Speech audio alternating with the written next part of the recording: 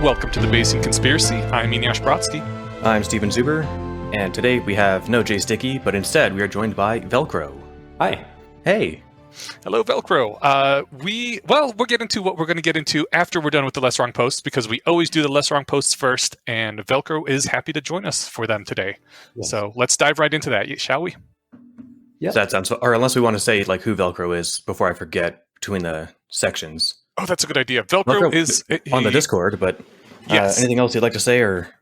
I guess I'm here because I heard some things in the last few shows that, as a parent, I didn't disagree with, and you guys graciously gave me an opportunity to give my point of view on those things from a parent. So that's cool. Awesome. Why I'm here. Super into it. Wonderful. Okay, so the Less Wrong posts. The first one is, why are individual IQ differences okay?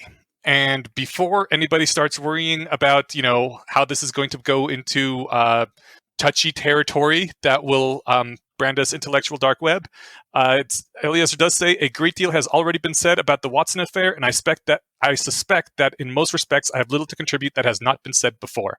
And so he doesn't really touch on all that more, controversial stuff. And I am very happy about that because I also have no interest in getting into any of that. But before we continue, any of you guys have comments on that? It's funny that you're worried about intellectual dark web stuff. We can talk about whatever, but I hear it, like it's just more like it's already hashed, boring material. But yeah. The Watson affair reminded me. So James Watson was one of the guys who worked with Francis Crick and discovered the double helix structure of DNA, right? Yes. Nobel Prize winner. And the affair was like him saying that he suspected there were IQ differences, or was he just like a flat out racist? I can't even remember. I have no idea about what his opinions on race are, but he did say that he thinks it's, I don't remember the exact quote, like it's undeniable that there's differences between of average IQ between the various races, something along those lines. He said, what looks to me in itself looks like, let me find it. It's because this is linked in the Less Wrong post.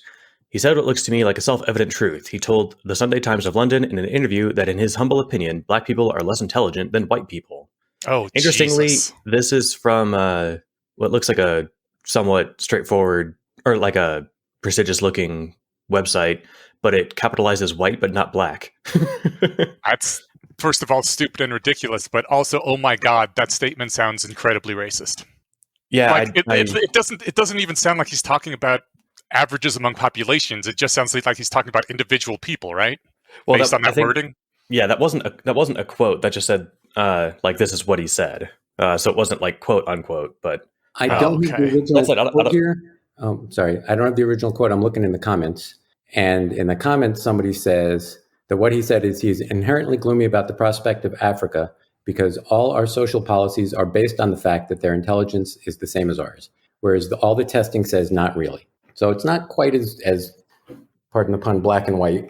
The commenter says technically he didn't even say that it was lower, but I think that's a pretty clear implication. Yeah, he's gloomy for the prospect of Africa because their average IQ is higher. Yeah, and they're implementing policies meant for us stupid whites. Yeah, he's saying that the testing shows that the people of Africa, their intelligence is not the same as ours, which is not a good thing. No, indeed. What was I going to say? Shoot, I thought I had something for this. You said pardon the pun. You never have to pardon puns on this show, sir. Oh, you have to pardon every pun. Thank you very much. Not while I'm here. Stephen and me have a long history of disagreeing about how puns should be handled in the world. If I ask for pardon, it's from Eneasz, not from Stephen. How about that? Excellent. Oh, man. I mean, I don't know. I hate to say that he's not wrong because, again, it sounds really racist, but there could be many reasons that they test worse than white people and why those tests would matter for the implementation of policies. Yes. Yeah. Oh, I guess quick thing. Oh, I have a hard stop in 2 hours. So okay. That's just a heads up because I already told Eneasz, but all right, jumping back into this. I guess I'm curious. Have either of you guys ever taken an IQ test? I've taken an informal one administered by my high school sociology teacher. So nothing super formal. And then another one that I took I believe, gosh, I don't remember what the second setting was. Again, it wasn't a formal one. They both gave the exact same number, which I found interesting. But sounds formal enough then. Yeah, I don't know. What about you, Velcro? I took one, I think, when I was in elementary school or something, and I did not see the results. Oh, so it's been a while. Yeah. The reason I ask is because, I mean, I've taken at least one, and I think that I'm hedging on how to put this without just completely shitting on the test entirely, but I'm not convinced it's testing for anything with any reliability. Like there's obviously a trend, right? Really smart people do well on this test, but I know people who are bad test takers who are really, really smart, just not like honed at taking timed tests. And I guess I'm not convinced that if you were to get solid numbers that proved people over 6 feet tended to be 5 IQ points higher than average, or people with brown hair were 10 points lower than average, like that would be interesting, especially if it was, random things like that. But I never found the IQ test all that compelling of like testing anything super interesting. It tests if you're a good test taker, and it's the kind of thing where you can practice at it and get better. Exactly. And that strikes me as it raises my sus radar. Mm-hmm. Yeah, you can certainly get a few points better, but I don't know. So on the one hand, it's undeniable that smart people will do better in general, even if it's not like a hard one-to-one correlation. And also that in our Western societies, anyway, scoring higher on an IQ strongly correlates with a lot of life outcomes that are considered better. So it's testing for something. I'm not sure what exactly, but intelligence is somewhere in the mix. I consider it kind of like a fuzzy tool. It sort of like shows general implications. Like it would be less of a measuring tape that tells you exactly how many, inches down to the quarter inch tall you are, and more like, yeah, this guy is more or less taller than that type of tree, or this guy is more or less shorter than that type of bush, but without being super specific and with having lots of error. Maybe it's like measure or weighing someone and say, well, generally speaking, people who weigh more are taller. Yeah. But that's about all you got. And your weight changes from day to day depending on circumstances. Yes. And if you're from a society where food is plentiful, you're going to weigh more, and vice versa. Yeah. I only bring all this up because, and maybe I can dig in and there's some actual hard research on this, but I never found IQ, like, oh, look, IQ test shows this or that.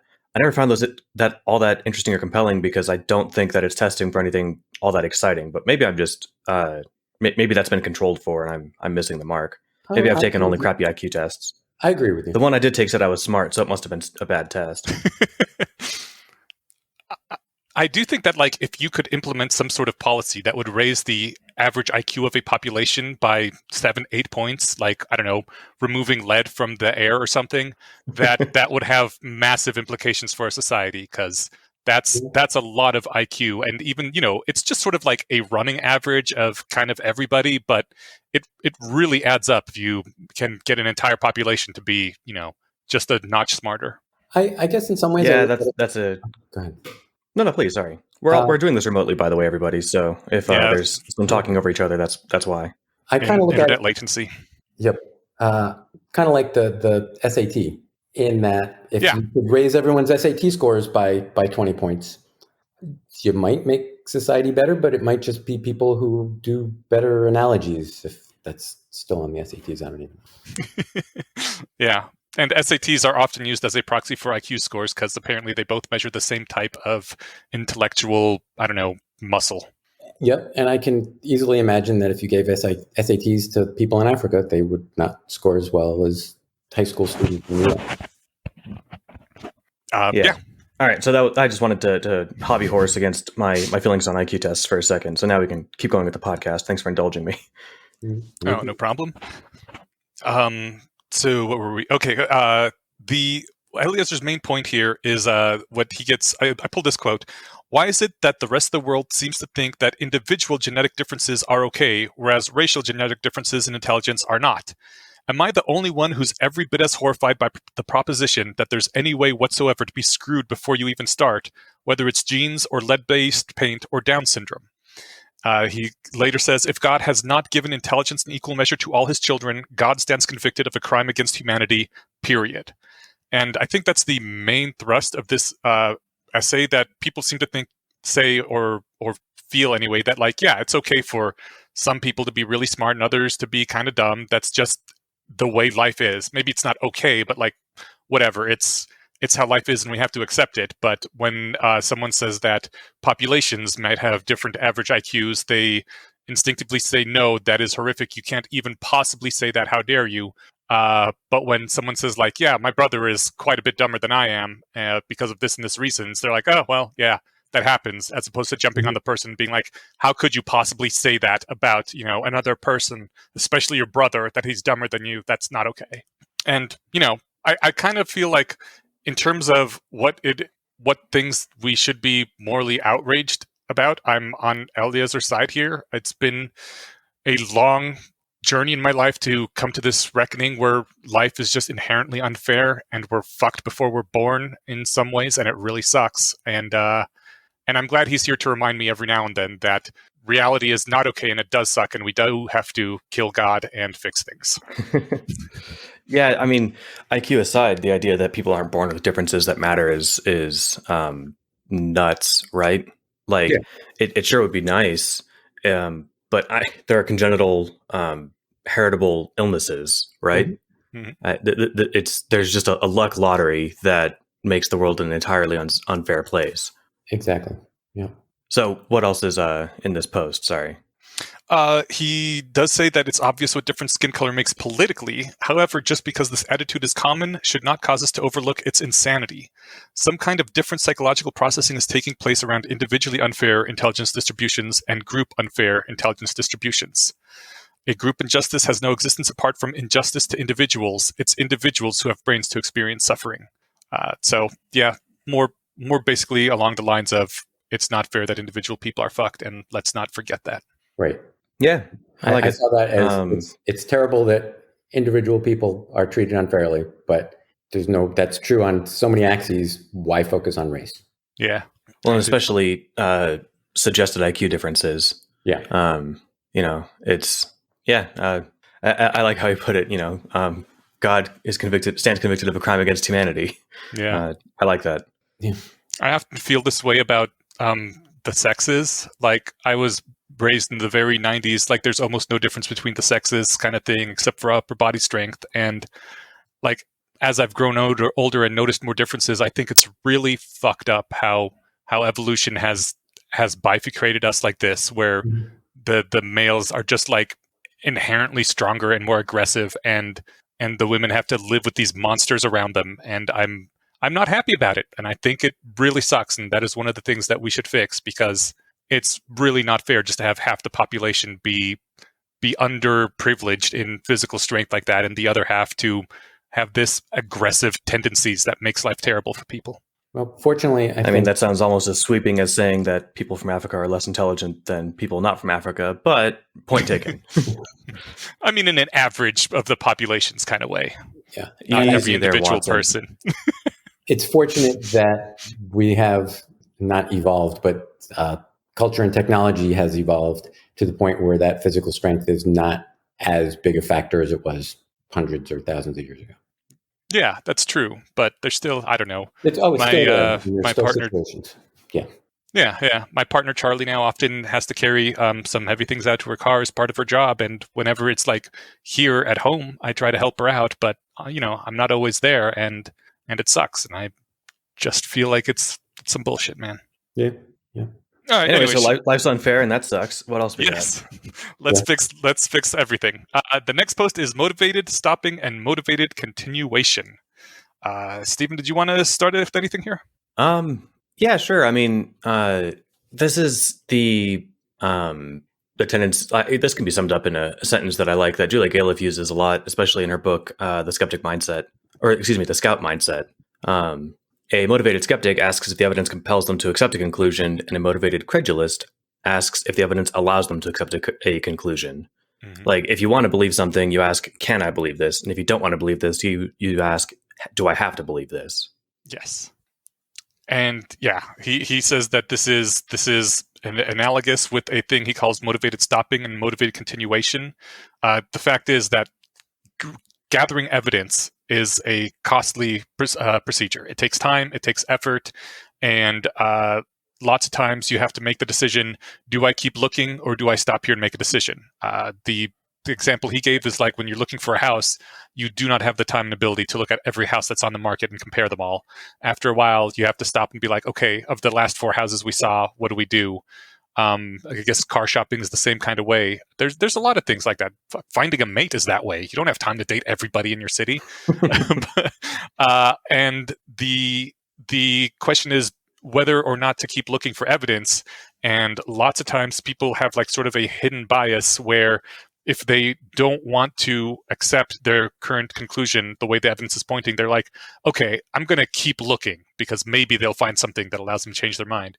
Whereas if you are at a conclusion that you like, maybe you haven't done enough looking, but you want this conclusion to be true. So you're like, okay, I'm going to stop here. It's not worth continuing to look for evidence.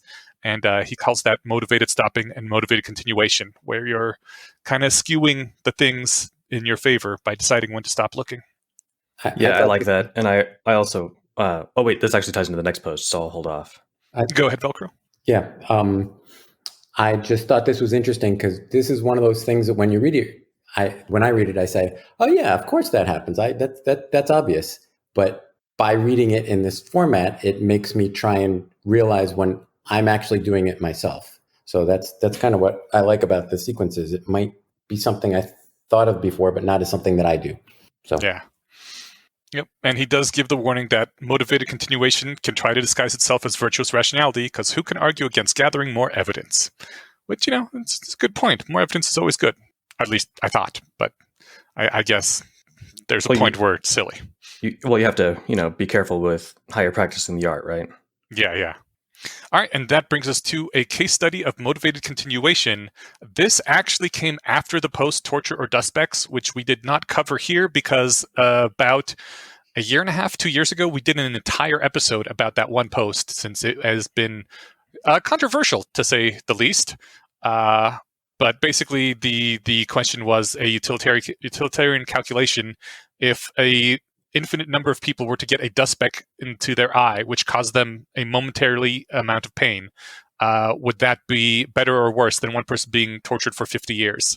Because the 50 years of torture cannot in total add up to how much pain is experienced by basically an infinite number of people getting that dust speck in their eye. And this post was a follow-up to that one. Yeah, I mean, I guess jumping into it then, he kind of jumps in just railing on bioethics, which maybe I've just been steeped in this too long, but I haven't heard a good thing about bioethicists in a long time. But I think it is the, I don't want to say stated conclusion, but the consensus among the community that bioethics is just an annoying field that slows down important stuff. And the example he gives is like, okay, well, if you're a bioethicist talking about stem cell research, you might stand up there and give a talk and then gravely declare that more debate is urgently needed with participation from all stakeholders, because that's nice and non-committal. Whereas if you say we need stem cell science, medicine, then you're pissing off every religious fundamentalist out there. And if you say, oh no, we can't work on stem cells because that's wrong, then you piss off everybody who stem cells would actually help, which is a lot of people. So you instead make the nice, safe call to more debate, which who can argue with that, right? Yeah. I guess this is the other part that I was thinking of from the last one, which was, I just liked how you phrased this, the bit about Darwinism versus creationism. I haven't heard Darwinism is a term I haven't heard since the days of the New Atheism. But he says, consider the issue soberly and decide that you need more evidence. You want archaeologists to dig up another billion fossils before you come to a conclusion. That way you neither say something sacrilegious nor relinquish your self-image as a rationalist. Keep on doing this with all issues that look like they might be trending towards an uncomfortable direction, and you can maintain a whole religion in your mind. Yeah. I'm not sure if this is the first time I heard the phrase, but he says that real life is often confusing and we have to choose anyway, because refusing to choose is also a choice. Yep. He quotes someone who said refusing to choose is like refusing to allow time to pass, because you're doing nothing and that has consequences too. Mm-hmm. I know I'm an engineer, and in engineering sometimes you have analysis paralysis. which is just keep trying to get better numbers to make 100% sure that you're doing the right thing, and you're never going to get to 100%. Yeah. And in the meantime, the status quo prevails, basically. Yep. I like the phrase. I've always liked the phrase analysis paralysis. I have a coworker who struggles with that a lot, and it seems like it drives him nuts too. But not even just work stuff. But I mean, and this isn't exaggerating, he spent like a month trying to find the right coffee table, 6 months looking for the right glasses. And, I get glasses at least are a solid investment because they're kind of like part of your face, but you can always get 2 pairs if you really can't pick between 2. And also, like, what is he doing in the meantime? I didn't even know he needed glasses. He was walking around with no vision correction? Well, he was, I don't know if he wore contacts or what, but, at the very least, he was walking around his apartment, working from home, but maybe he didn't desperately need them or anything. But it's that sort of thing. Yeah, you by him not deciding which pair of glasses to get, he was making a choice to go around without glasses, right? Mm-hmm.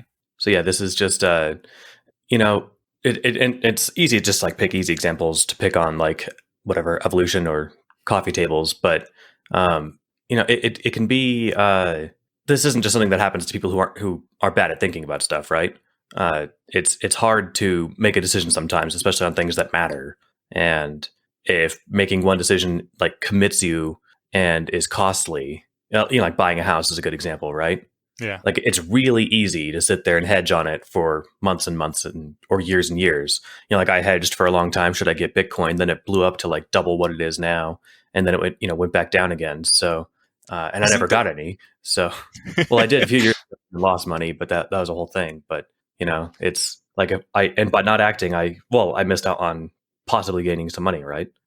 And I think there's like a million rom-coms that are on the subject of, I can't choose between these 2 people, and let's just not make any decision for the entirety of the movie. And then at the end of the movie, we still don't realize that polyamory exists because whatever. Yeah. He ends the post with saying that ducking uncomfortable choices is a dangerous habit of mind. His advice is pick one of the uncomfortable answers as the best of an unsatisfactory lot. If there's missing information, fill in the blanks with plausible assumptions or probability distributions. Whatever it takes to overcome the basic flinch away from discomfort. Until you pick one interim best guess, the discomfort will consume your attention, distracting you from the search, tempt you to confuse the issue whenever your analysis seems to trend in a particular direction. Refusing to choose is often the worst choice you can make. And I like that idea of, actually having to sit down, pick which one you think is the most probable, make the best guesses you can to fill in the difference, and, always be ready to change your mind again if it turns out that some more evidence comes in and it looks like you were wrong in the initial estimation you made. Yeah, and sometimes when I'm making a hard decision or talking to someone making a hard decision, if it's that hard to decide, probably both of your choices are good. And yes, that takes a little of the stress away. And then you can kind of. I think I first heard that. Oh, sorry, you were saying this latency is really a bummer. Yeah, I think I'll just keep talking for a second when I hear someone pop up. Maybe that's the way to work it.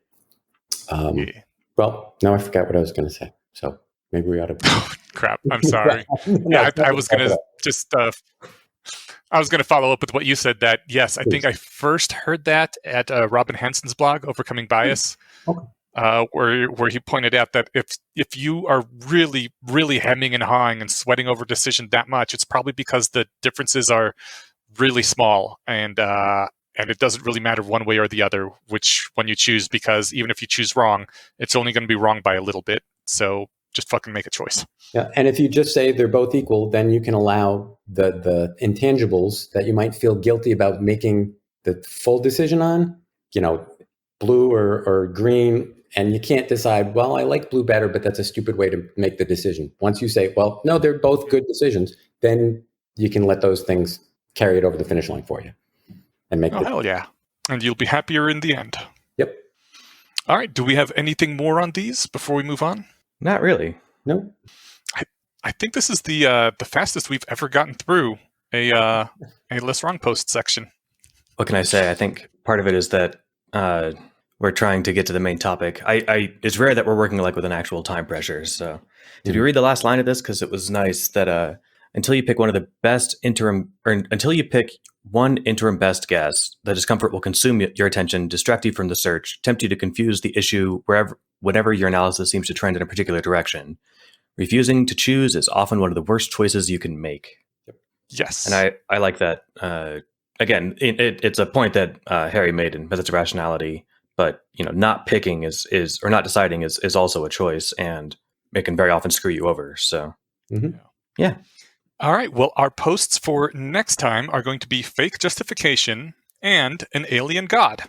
And an alien god is one of my favorites. I love it. I did it in audio format, so people will be able to listen to that one directly, and I'll post a link. And I'm looking forward to this. Fun on the bun. And this alien god is one of the gods that we must kill. So, just as a spoiler. Awesome. All right. So, what do we want to focus on? Do you want to dive us in here, Velcro? Sure. I think what I was hoping to do is, again, as I mentioned, give a parent's point of view on some of the things that were discussed. I want to start out with the things that I agree with, and then maybe talk about some of the things that I didn't agree with, at least the way I interpreted them. And if we have time, there are a couple not parent-specific things that were brought up that I have some information that might shade the conclusions. But I can. Does that sound good to you? Yeah. I mean, I think, but we'll definitely try and make time for all of that. You said if we have time, let's make it happen. Okay. And you don't have to hedge about the areas where we agree and disagree. I don't think anyone's going to be offended if you say, I feel like you got this wrong, and here's why. So, okay. Right. This is what we're all about. Yep. Why are we wrong, and why do you want to imprison all young adults? I will be as a quick introduction. Okay. As a quick introduction. Okay. Yeah, very well. You don't even have to be all that respectful. Okay. As a quick introduction, Velcro is one of our Discord users, and after I think it was 4 episodes ago and 3 episodes ago, or maybe 3 episodes and 2 episodes ago, we had a lot of talk about how teenagers are infantilized and not allowed to join the adult world in a healthy and gradual way, or at least that is the way I phrased it. And Velcro had some things to say about my particular phrasing and presenting of the issue.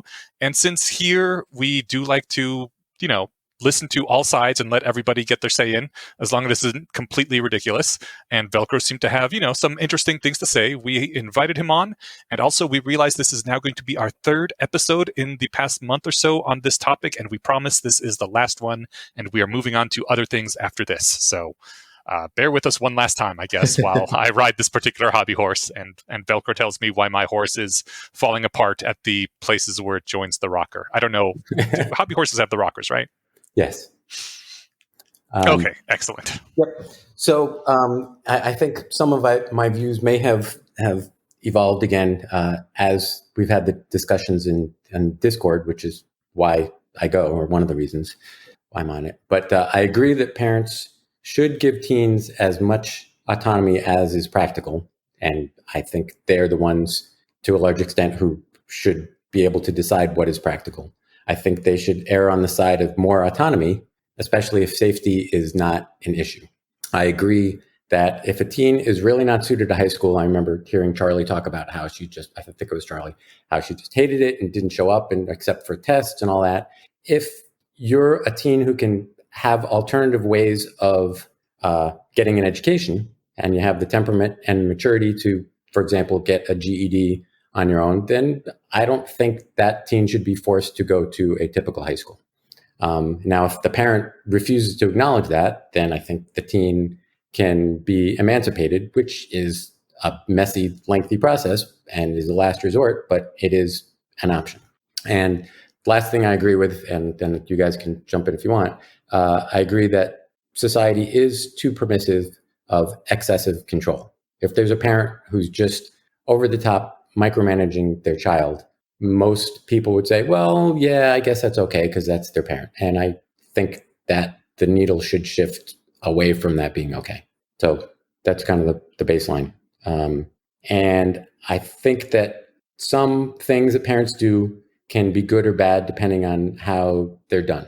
And one of the things that was said was The current system encourages bad parents, and I'm paraphrasing. It says the correct and proper way to raise children is to send them to school, control their lives, have curfews, and don't allow privileges if they do things you consider responsible. Those are bad things. And diving in here as a parent, I think, force them. The first one is send them to school.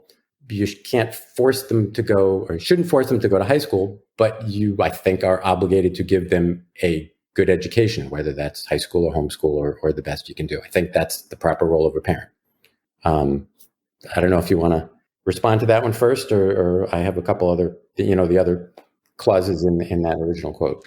I think it depends a lot on what you mean by obligated and a good education. Like I think formal schooling, the way we do it, is probably one of the worst ways to teach children anything. It's amazing how much someone can learn and how quickly they can learn when they're actually really interested in something. Like up until 5 years of age, children learn so much at an astounding rate. And then we force them into school and force them to waste their time doing things they don't want to do and they hate to do. And the rate of learning drops so incredibly that I almost can't even picture what society might be like if we didn't force people to waste 10, 12 years of their lives being in these little mental prisons where they can't actually learn at the rate that humans could learn at. Like, how much further could our society have gotten by now if for the past 200 years people could continue to learn at the same speed they learn when they aren't forced to memorize multiplication tables or history dates or whatever and can pursue what they're interested in? It's like astounding how quickly a kid that's into snakes can pick up everything there is to know about snakes. And yet you force them to learn these things in a school and they don't want to, and it goes very slowly, and they forget almost all of it as soon as school is over because they don't need it, they don't use it. So I don't think that sending someone to school is providing them a good education, honestly, especially if they don't want to be there. And I don't think that the government should obligate parents to do that or to force children to do anything other than to have basic literacy and numeracy. This is a point I raised last time too, that I think that complaints about school are different than complaints about kids not having enough freedoms or something. I don't think you're going to find anyone who will be like, no, public school in the U.S. is perfect. No. So I don't want to say that's a straw man target, but it that's not the crux of that's not the main thrust of most of the points you were making in those episodes. No, it's not. But also the forcing children to go into this educational institution is one of the primary limiters of their freedom and things that cause them distress in life. Okay, that's closer to the main stuff then, yeah. Well, and the feeling that parents have that they're obligated to do this or they're bad parents. I think parents are obligated to educate their children. And education is a broad term and can mean different things to different people. But unfortunately, in the United States, public school is the only practical, affordable method for parents to educate their kids. And I went to public school and I felt educated. I might be an edge case, but I also think that the rationalist community might be a little overrepresented in more independent thinkers who have the motivation and maturity to learn for themselves. As far as 4 to 5 year olds, I think that's a brain thing where when you're that age, you just pick up languages and concepts faster than you do when you're 12. But I could be wrong.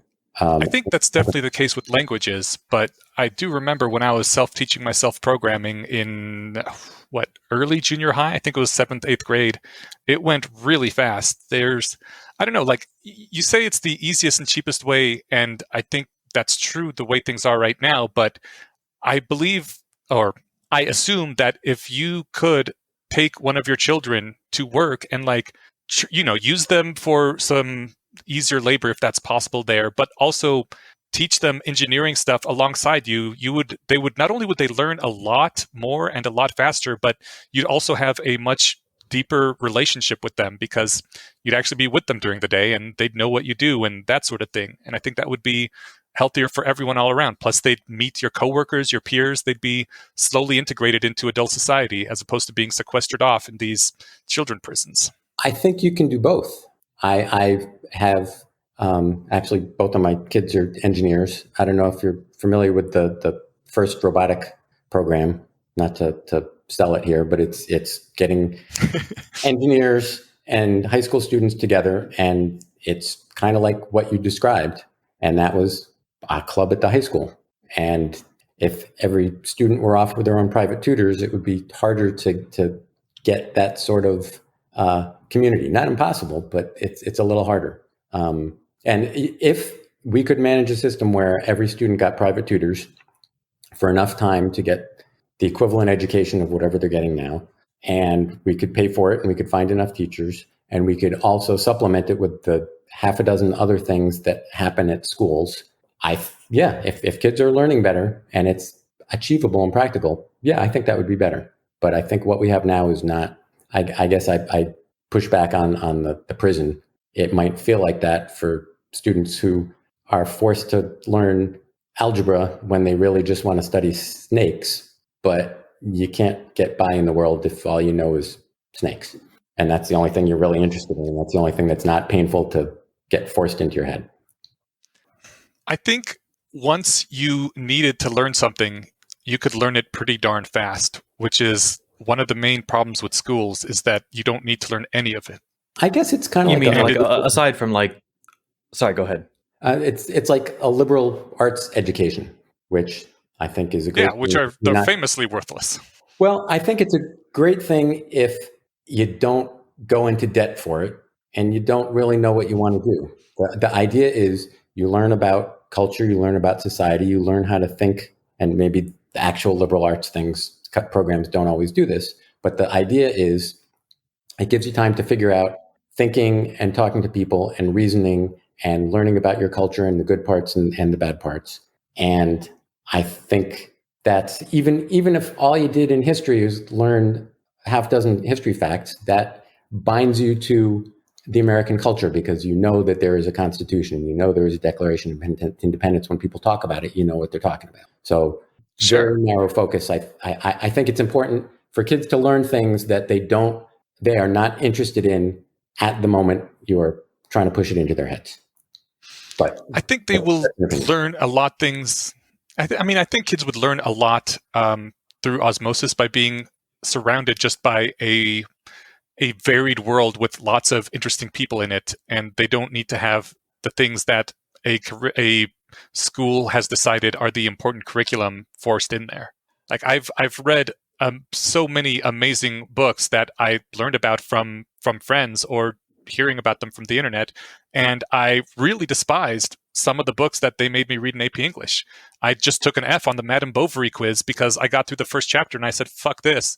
This is the worst thing I've read, and I'm not going to waste my time with it. And that was fine. I still did, great in the class, but I disagree that anyone needs the schooling that we have right now. That if children were allowed to go to the places that they found life and work interesting, and maybe make some money as they're working and learning, like the best way to learn anything is just to try to do it.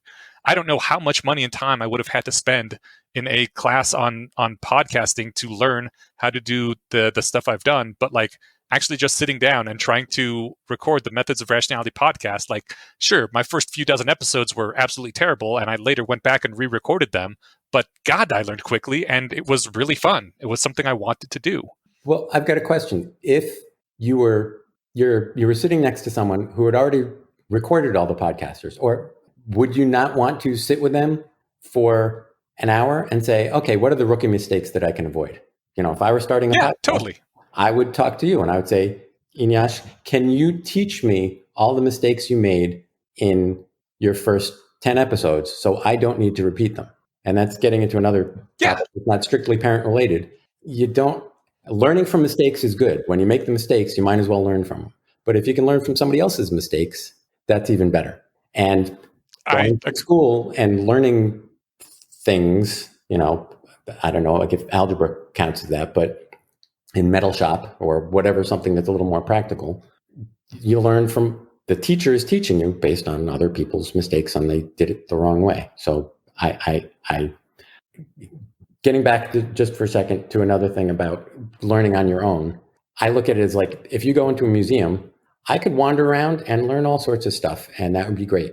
But if I had a tour guide who could say, that painting there that didn't particularly interest you, just so you know, that was painted by someone and there's a really interesting story behind it, and I learn all those things that I wouldn't have learned by myself. I have a curator to help me, guide me through what years of training and research has shown to be the best way to teach an average child. And do most teachers do that? Maybe not. Are most children average? On the tail's probably bigger than the middle? Yeah, sure. But I think, again, given our resources, the way we're doing it now is the least bad way to do it. And it can certainly get better. I absolutely agree with you on every single point except for that very last one.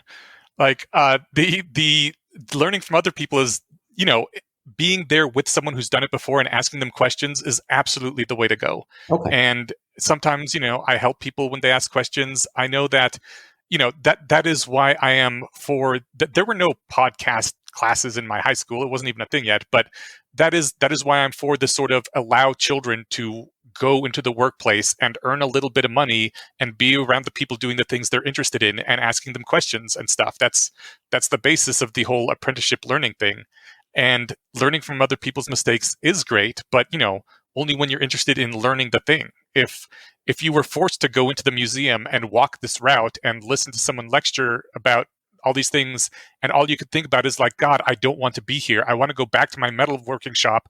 I was working on this really cool way to make the AC ducts in my house more efficient.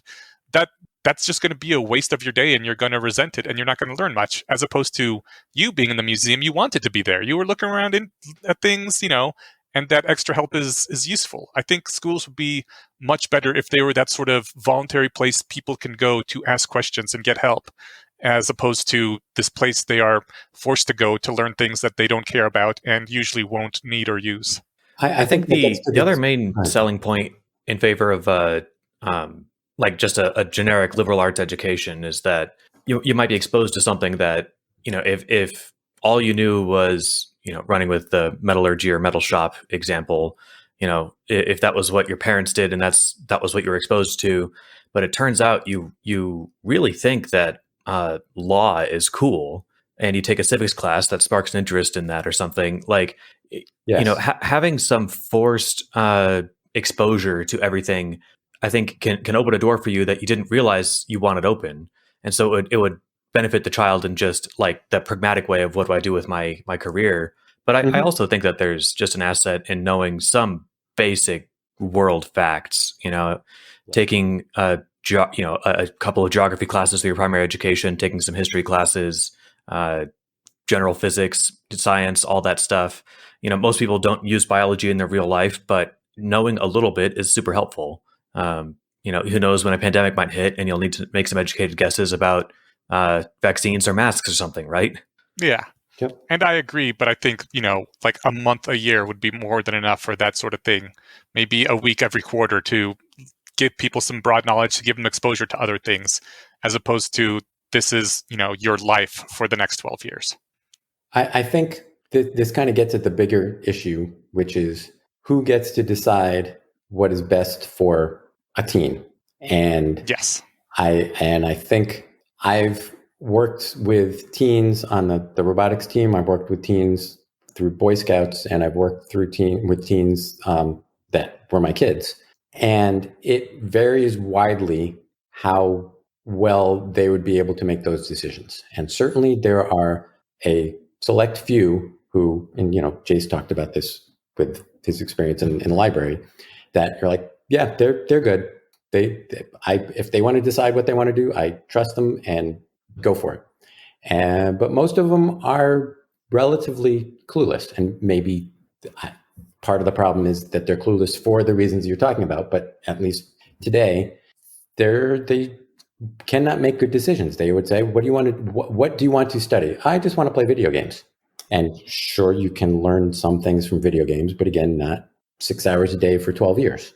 So there needs to be someone who says, yes, pursue video games on your own time and maybe study video game design and take programming, but you still need to learn algebra, or you still need to learn, like Stephen said, basic history and geography and civics, just to be a literate member of society.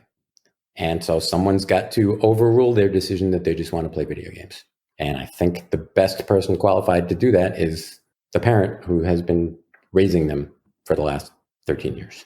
And that's kind of my So yeah, I do think that people definitely need some basic knowledge, the literacy, numeracy, possibly some basic history and civics. And all those things can and should be done when they're, still the most receptive to that sort of instruction, when they're in the child phase of life, which is when kids are, naturally most inclined to listen to the parents, to want to please the parents, and to learn those sorts of things. I think by the time you get to 12, 13, 14, around that age, for most people, you start wanting to break away and live your own life. And at that point, it's too late to force people to learn things they don't want to learn. Like everything before that, when you sit down and you want to tell kids about history, usually they're pretty interested. They just want to be with their parents and do things and please them. And that's when it's time to do that sort of thing. And after that, you got to let go and stop making decisions for people and, hope you haven't screwed up and not given them all that information so far. I guess I kind of look at it as parents are guardrails at that age. You don't want to use them, but you need to have them there.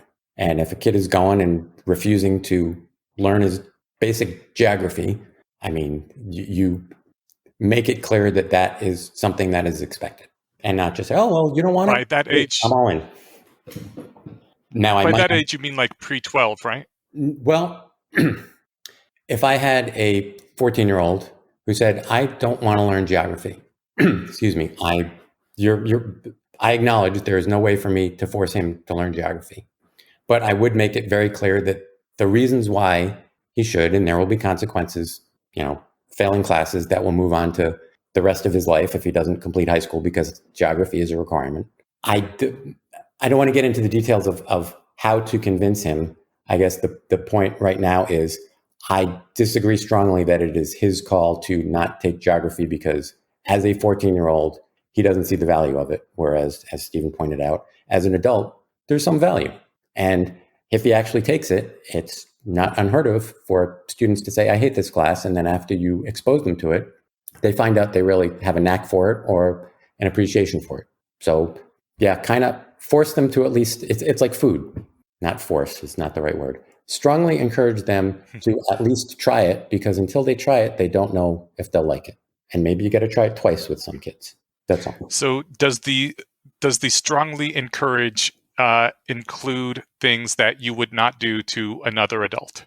I would say for a 14-year-old, there is any attempt to force is not going to work. For an 8-year-old, okay.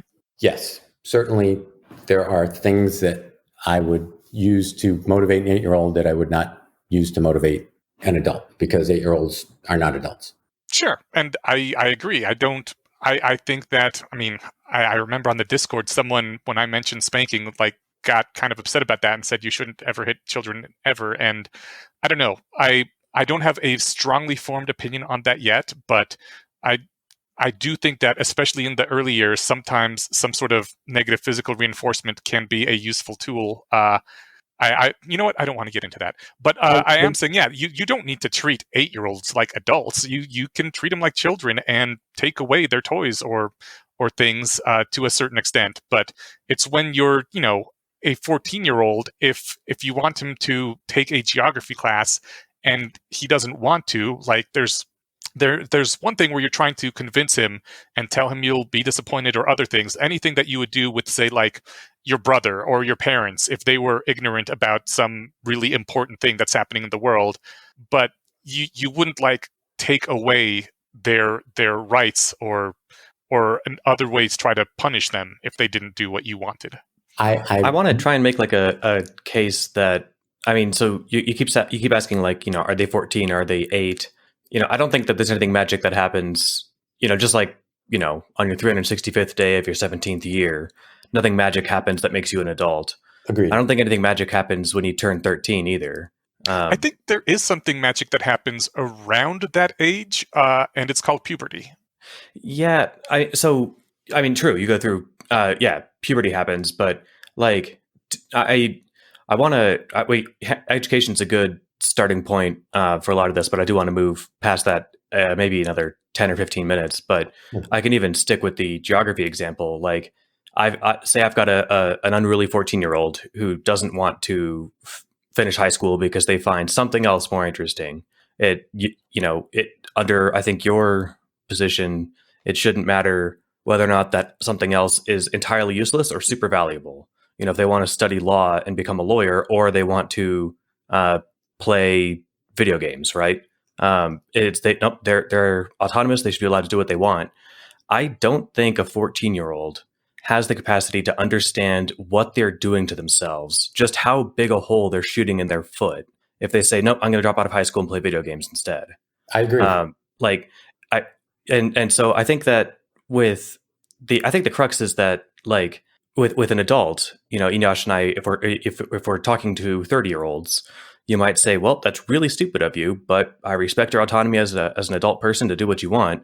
But I think when it's your child and you're like, guardrails is one way to put it. I like the term steward too. It is your job, for having brought this existence into the world, to steward it toward a good future. And if you back up their decision to drop out of high school to play video games, you're ruining their life. Mm-hmm. Well, you're allowing them to ruin their life. Yeah, I think that a 14-year-old who dropped out of high school to play video games would very quickly find themselves unable to pay rent, and would then have to stop playing video games and find a way to pay rent, at which point they would learn either some valuable skills, or that they should get back into school so they can learn some valuable skills, which honestly I don't think they would do, because going to school does not give you the valuable skills you need to pay rent. But yeah, I think it would be a fairly quickly self-correcting problem. Well, school comes with, like, I don't know if you'd have to kick out your 14-year-old if they decided they were going to play video games. I would also think that as a parent, that'd be a hard decision to say, I don't care if you get cold at night. If you're not going to go to school, you don't live here anymore. I don't think that's a good parenting move, basically, no matter what your kid does. Right.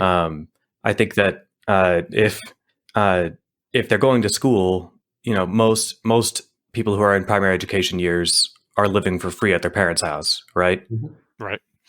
So I think that is actually a big problem with society, and this is where we get into the hard problems of how do you actually change any of this, because the problem is that we have been, for the past century and a half, treating 14-year-olds like infants, and everyone just assumes that they're going to be housed and fed at their parents' house, and that's the way it should be. And the 14-year-olds themselves have been socialized to expect to be treated like children like this and make decisions accordingly. And that is a real big problem. Like, people, as they grow into adulthood, they should be allowed to take on the rights and responsibilities of adulthood as they see fit. But at the current stage, they can't. They can't get a job at 14.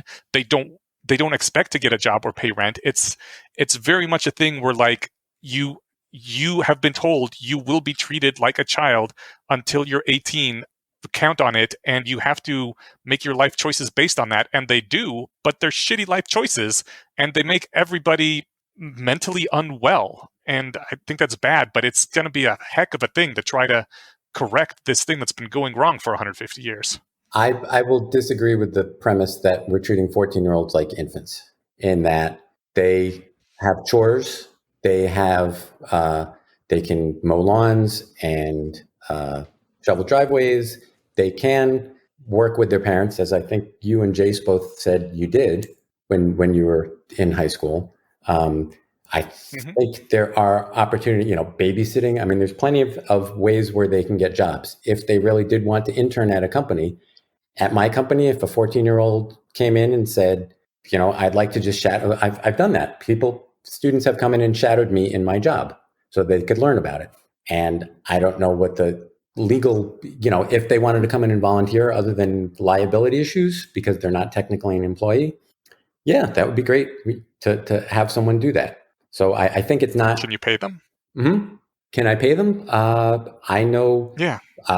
Nope. My niece is studying to be a psychiatric RN, she is required to have a clinical, which is an unpaid internship, and she's 30.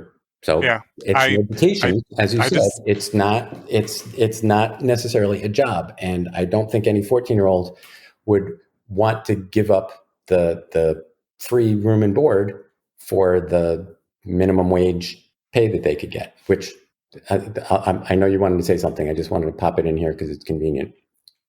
There is a federally mandated minimum wage for training, where for 90 days, someone under 20 years of age can be paid, I think it's $4 instead of whatever the minimum wage is. I think I looked it up for Colorado, it was $4.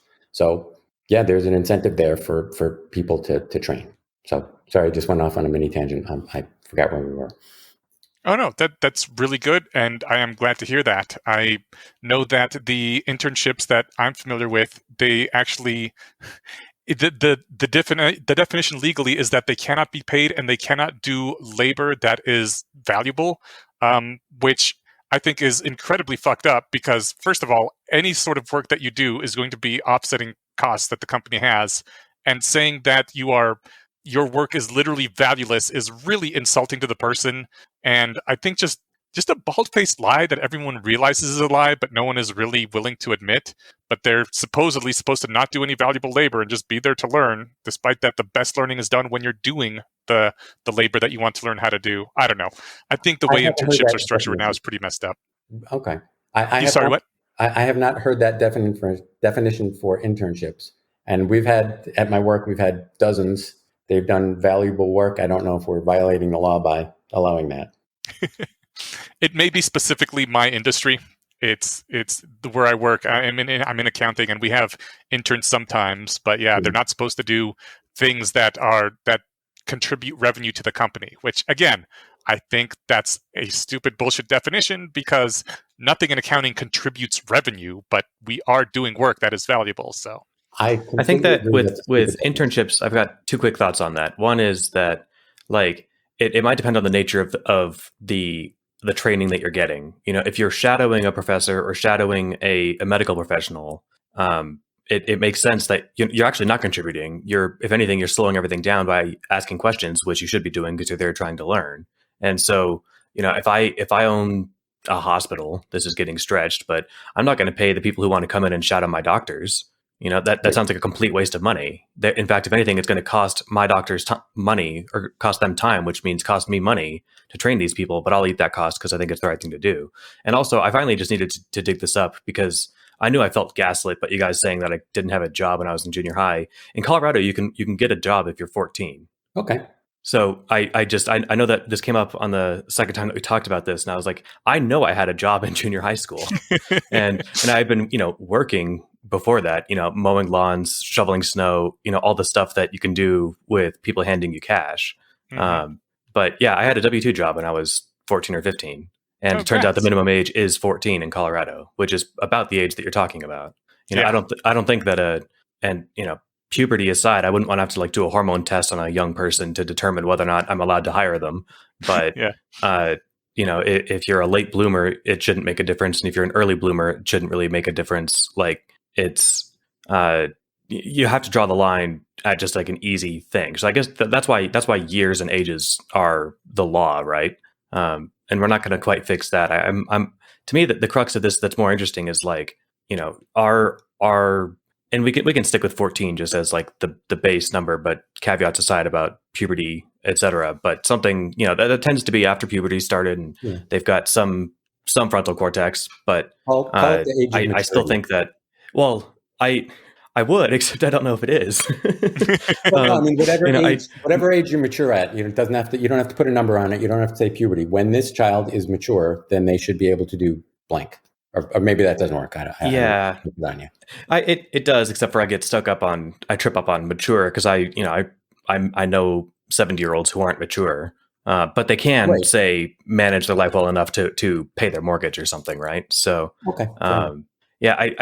I think that there are young adults who are legally old enough to work in Colorado who are 14, who are way too dumb is a nice shorthand for it. but I don't want to sound uncharitable. Unskilled in certain areas? Unskilled in certain areas, including cognition, to understand that their behavior or their choices have long-term consequences. That it's. I have a friend who's a lawyer, and he's defending a 16-year-old who has half a dozen aggravated assaults and robberies on his record, and this is somebody who's been on camera doing this. I thought at first, that they're being hassled by the cops, but no, this is somebody who's let's just take it for granted this person's actually done this. Mm-hmm. I don't know if at 15 or 14, whenever he did his first assault, that or first aggravated robbery, that he knew I could go to prison for 10 years for this, because I don't think a 13 or 14-year-old understands what 10 years means. So by giving them this adult responsibility and adult accountability, I don't know if they have the capacity to understand what you're thrusting on them. And that's why I wanted to ask. I guess I kind of was passing that off to Velcro, because you've interacted with children through development, whereas I see the occasional child in my life. So your kids might, you can't generalize to every child from your kids or something, but you said you've worked with them in various other capacities as well. Scouts and stuff. So I'll pass it off. Well, what's the specific question or comment you want me to? Yeah, I was hoping my vague ramblings were enough to pick something up on, my intuition and my brief exposure and my own recollection of being a teenager is that I was too dumb to understand that my decisions had long-term consequences. And so by saying, okay, you've decided that you want to drop out of high school and become an adult, I don't know if a 14-year-old or someone, not every 18-year-old fits this either, but again, numbers just need to be there. I'll try to make this point succinctly. Do you think that the age that Eneasz is advocating for here, that young people in that age demographic range tend to be of a level of maturity where they can handle making real decisions and having real consequences? I would say mostly not. Maybe I'm wrong. Maybe it's 60% can handle that. Maybe it's 70%, but I'm pretty sure it's not 90. I would guess it's more like 30. Does that answer? Maybe that? I was a particularly dumb child, so maybe that's part of what hung me up on this. Because I just, when I was that age, I was doing a lot of dumb, dangerous stuff that, if I had gotten it, yeah, totally. Which is okay. I guess just, I'm just thinking. I think that what I'm doing is I'm self-angering to every other young person from my own childhood. Maybe Eneasz and Charlie and Jace were super advanced for their age, and at 14, they understood, no, I need to start saving for retirement, and I need to make sure I diet and exercise so I can maintain a healthy body. And those are the opposite of the things I was doing at that age. Well, I mean, I did not start exercising until I got into my 30s. It's just the kind of thing of what you decided not to because you were 14. Yeah. And so I guess I'm trying to think that's why I trip up on maturity. Yeah. But I think that's kind of my point, that decision was given to you should you start exercising now because it will make you healthier throughout your life. And you said, no, I don't feel like it. And yeah, I had other things to do that I thought were more valuable. Right. And, in hindsight, as whatever age you are now, and maybe exercising is not the greatest thing, but something that does have more of a direct impact later in life. There are things that you said, gee, if I could go back to my 14-year-old, I would say, don't do that. That's a mistake. Do this instead. And I actually think. Well, is that true? Are there things where you would go back and say, don't do that, do something else? 100%. I think actually the exercising is a really good example. If I had the knowledge I have right now transported into my 14-year-old brain, I would definitely take much better care of my physical body, because it is amazing how much of a difference it makes for cognitive ability, for mental health, and very importantly, which I did not realize at the time, for other people wanting to be around you. Just people thinking, oh, that person is in shape and attractive makes a huge difference to your life. Yeah. So those are things I didn't know then that I know now. But they did try to force me to exercise in those years. Like, we had mandatory physical education classes, and I basically skipped the fuck out because I did not care. I felt like I was stuck in a meat suit that I did not like. I was living the life of the mind for as best as I could at that age, and that was what I wanted to do. And there is no level of coercion you could have made me do that would have made me exercise, short of like literally putting me in a sort of boot camp situation where I would be beaten if I didn't. And I'm glad I wasn't put in that situation. And I made the choices I did. And I used my time for what I thought was most valuable. And, you know, if I had spent that time working out, I wouldn't have had the time to play the D&D games, which now inform a lot of my writing. I wouldn't have had time to surf the internet and get to the point I am now, where I stumbled across Less Wrong and Overcoming Bias and became a rationalist. Like, there were trade-offs to my choices, and there is like one or two major choices in my life that I regret, but not exercising isn't necessarily one of them. It was one of those things I was able to go back and rectify later, and I had different life experiences than I would have if I had exercised, but whatever, you know, that's life. Everyone's life is different, and we make our own choices. Right. But getting back to what you said before, that, and maybe you backed off on this a little bit, if you could go back in time and inject what you know now into your head, and maybe not specifically for exercise, but for something, that's kind of a parent's job, is to say, I've had all this experience. I know what is good, and I'm not going to inject it into your head, but my job is to push you in the right direction. And as Stephen has said, there's a lot of ownership is the wrong word, obviously, but there's a lot of investment and connection to someone. And when you watch someone that you have brought into the world and raised for 14 years make a decision that you are convinced, and you are right, is going to damage them in the future in a way that they are not able to comprehend, you really, really, really want to make their life better. And the only way to do that is to convince them to do this thing they don't want to do. And that's why parents do it. Yeah, I understand, and I sympathize with that. And I mean, I basically absolutely feel the same way, because when you see someone doing something you know is hurting them, you want to fix it. Like, right now, with all the anti-vaxxers out there, I really want to sit them down, like strap them down against their will, get 12 burly cops to hold them down and jab them with the vaccine, because they're endangering all of humanity as well as themselves. Mm-hmm. But I realize I can't do that, because you can't violate someone's bodily autonomy like that.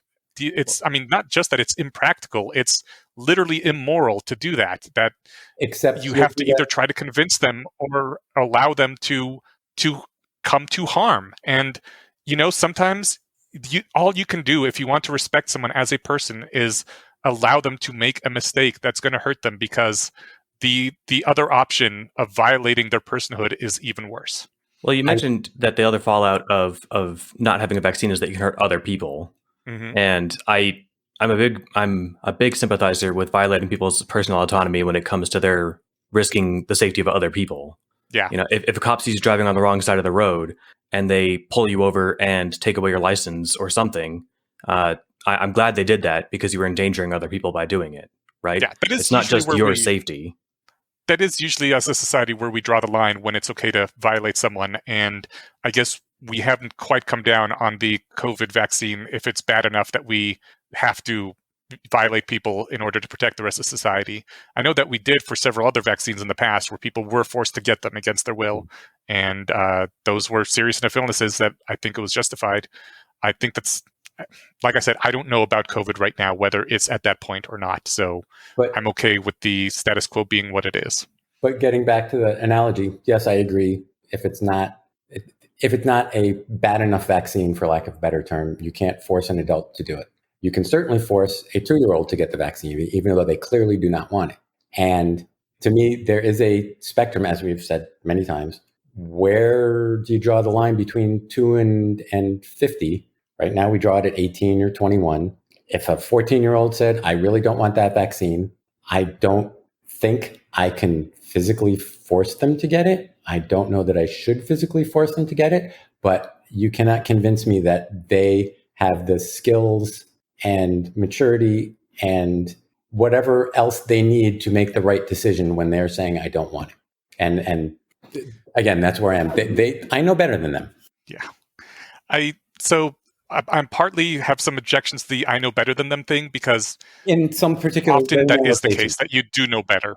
Yes. Yeah. Not universal often you at do all. know better, but it sometimes makes it, there's the temptation to know better more than one actually does. And absolutely, that is sort of worrisome. But yes. But more to the point is, like, there are times where you know better. Like when Stephen was, what, you were riding on the top of a car that was driving or something?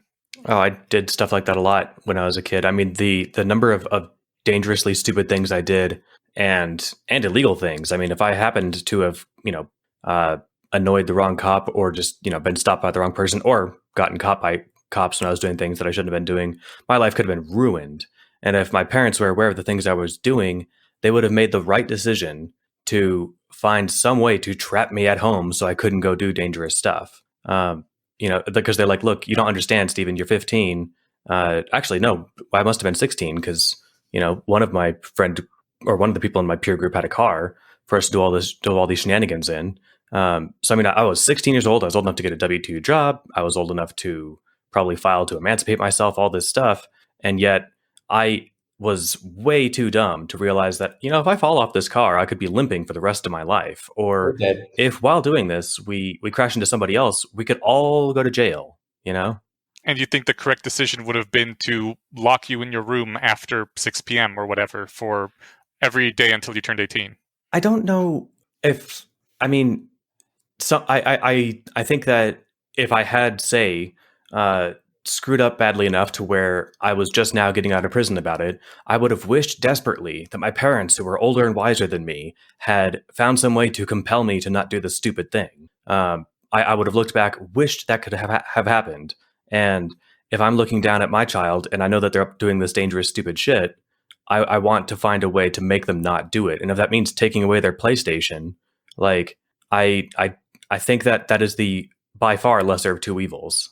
And I think the issue is not so much how do you stop them, because there is no good way to stop them. The issue is, do you claim that they have the right to make that decision, or that they're making the right decision by deciding to do that? And if you agree they're making the wrong decision, well, I guess it's, again, it's, yes, for a 21-year-old, nothing you can do. For a 2-year-old, obviously, where do you draw the line? I get back to, let's ask the mature, and this is, only for good parents, but let's ask the mature adult who has been living with this person and loved them more than anything else, ask them what might be the best course of action, as opposed to leaving it up to the 14-year-old who's obviously not a good person to decide. Yeah, I first of all have objections to anyone saying that other people can't do things that are wrong. I think the right to be wrong is a very important right, because sometimes it turns out you're not wrong. Okay. And that, yes. And when two people have conflicts about what is wrong, usually the person whose body it is the one who has the best motivation and best ability to decide if they're wrong or not. And I think that should be the default. Yeah. And I do think that should be the default. I think all other things being equal, yes. But when you have a 30-year-old or 34-year-old and a 14-year-old, all things are not equal. I don't think that's at all obvious. I mean, sure, oftentimes a 30-year-old knows more things than a 14-year-old. Yeah, exactly. And parents, they were not equal. The blanket assumption is that the 14-year-old should be overruled, not just overruled, but like literally ruled by the 30-year-old in these cases. And I don't think that is a good assumption for society to have at all. I mean, you specifically also said in the cases where parents are good, which is not a thing you can assume very often. If they're not, then you get emancipated. Emancipation is a very difficult process. Like Charlie tried. It's not something that can be that easily done. It is true. And I think they're just... I agree. But it is a method. And I think that the number of parents who are bad enough that emancipation is a good solution is small enough that that's a reasonable solution to that problem. Now, and you might disagree with that. Yeah, I do. Okay. And that also a lot of children at 14 don't know about the emancipation option and how to go about doing it, and there should be much more of a ability to simply walk out and be treated as an adult as opposed to having to go through this process. Well, that gets. I do think that if you have terrible, torturous parents, you should be allowed to emancipate, and maybe it should be easier to do. But it's also the kind of thing where I could imagine, some idiot 14-year-old saying, "No, screw you! I want to do this terribly stupid thing, and I know you guys disagree, so I'm going to go emancipate myself." And then they look back at the ruin that their life became and wish that they weren't able to do that. Now, I mean, maybe I'm painting too generous a picture for my thoughts here, but I guess I look back at my childhood, and the only reason that I am where I am is that I was stupendously lucky. The idea that we never had to call my parents from the hospital or the police station once. We never had to do that. That is pure luck. A lot of other people who did the stupid shit that I did got in trouble or got hurt. I don't know how stupendous the luck is, because it's been, from what I've heard talking to people, the majority of people who do that sort of dumb stuff, and also the majority of them never have that big of a consequence. Maybe broken bones, maybe a destroyed car, but nothing that isn't recoverable. So I think, yes, you were not unlucky, but so are most people. Is that the survivorship bias, in that the people who weren't so lucky you wouldn't come across? Or I mean, that's possible. Don't know. Yeah, or they're not online talking a lot because their brain damage, prevents them from being able to focus long enough to type a sentence. If I fell off a car going 30 miles an hour, I could have wanged my head, and if I did live, I wouldn't be the person I am today, right? Or they might not want to brag about it. It's just lucky. Yeah, when I was 14, I did something stupid and killed somebody. That doesn't, you got to know them pretty well before you find that out. Sure, that's true. Not a complete rebuttal of your point, but just a slight lessening, I would say. I have an intuition pump I want to throw past you guys, because this is kind of ties to the autonomy of people and when they're mature enough to make impactful decisions for their future selves. You can't buy nicotine products in Colorado, probably the entire US, until you're 18 years old, the same age that you're old enough to enlist in the military. I find it a good idea that we don't let 13-year-olds buy cigarettes, because I don't know if they understand what they're doing to their 23-year-old self by picking up a smoking habit at 13. And that making it hard for them to get their hands on it actually is a barrier that does stop a lot of people. I don't think it matters at all. Of the people I know who got addicted to cigarettes, and I include myself in this, not a single one of them got addicted after the age of 17. All of us started smoking before then. Do you think that there might have been more of them if, there were cigarettes in your available to them at the gas station, and they didn't have to ask older people to buy them for them? No, cigarettes were easily available. I don't think it matters at all. If anything, the fact that only adults could smoke and that made it cool and glamorous might have been a small contributing factor. I'm not sure how much it really was, though. The people I knew who started smoking either did it because of their peers, they wanted to fit in with their peers, or because they had mental health issues, and the nicotine helped a bit for that. So that was my personal experience. I don't think that having that age limit reduced would change much at all in society. It would be. That's interesting. I want Belgo's response here in a second too, but I just need to jump in that my everyone I know who started smoking did so that they could take breaks at work. Because if you work incentives. Yes, I mean if you work at a restaurant, you get to take a 10-minute break every hour to go smoke, and that's just like an acceptable thing. But if you don't smoke, you're not allowed to just go stand outside. So they took up smoking just so that they could get a break. Oh man, that's fucked up. And that's at least 3 people that I knew. Yeah. One of the other things I did want to talk about is the things we're kind of dancing around is that if you can decide that a teen is competent in a certain area, then it makes sense to give them the rights and responsibilities in that area. But, and I mentioned this on Discord a little bit, I haven't seen any good model of how to actually have those tests. And in the absence of a good test, I fall back on, let's find a competent adult who has raised this child since birth and clearly has their best interests at heart, rather than a test that some bureaucrat somewhere is going to administer and grade. So I don't think trusting the adult is a great idea, because adults, much like they have incentives to start smoking for breaks, have incentives to keep their children following the social order of everybody else, and often just like you said, wanting to keep their children at home and protected because there are all these strong protective impulses. I didn't say that actually, but go so on. Okay, but the person I would trust most is the teen in question, and I guess that maybe like a society of their peers, a jury of their peers sort of thing. I know that in Teens 2.0 he proposed a test, and I don't like the test idea either because, as you said, tests aren't a great way to test things, especially not things that are run by a large national bureaucracy. I mean, that's probably going to not work well. But the primary problem I have is that right now we basically have a system where everyone is assumed to automatically flunk the test at all times until they turn 18, where they automatically pass all tests. And even a shitty, yeah, right. But unless, even if there was like a shitty, terrible bureaucratically monkeyed with test, I think there would be, at least that would be slightly better, because then there'd be not an auto failure for everyone immediately thing that but you could at least maybe. Okay. It's not an auto failure in that you can join the military with parental permission. You can get married with parental permission. There are lots of things you can do. I'm not sure. Yeah, and all of them depend on parental permission. Right. So and I think that's the whole problem. Well, I think it depends which direction you're coming from.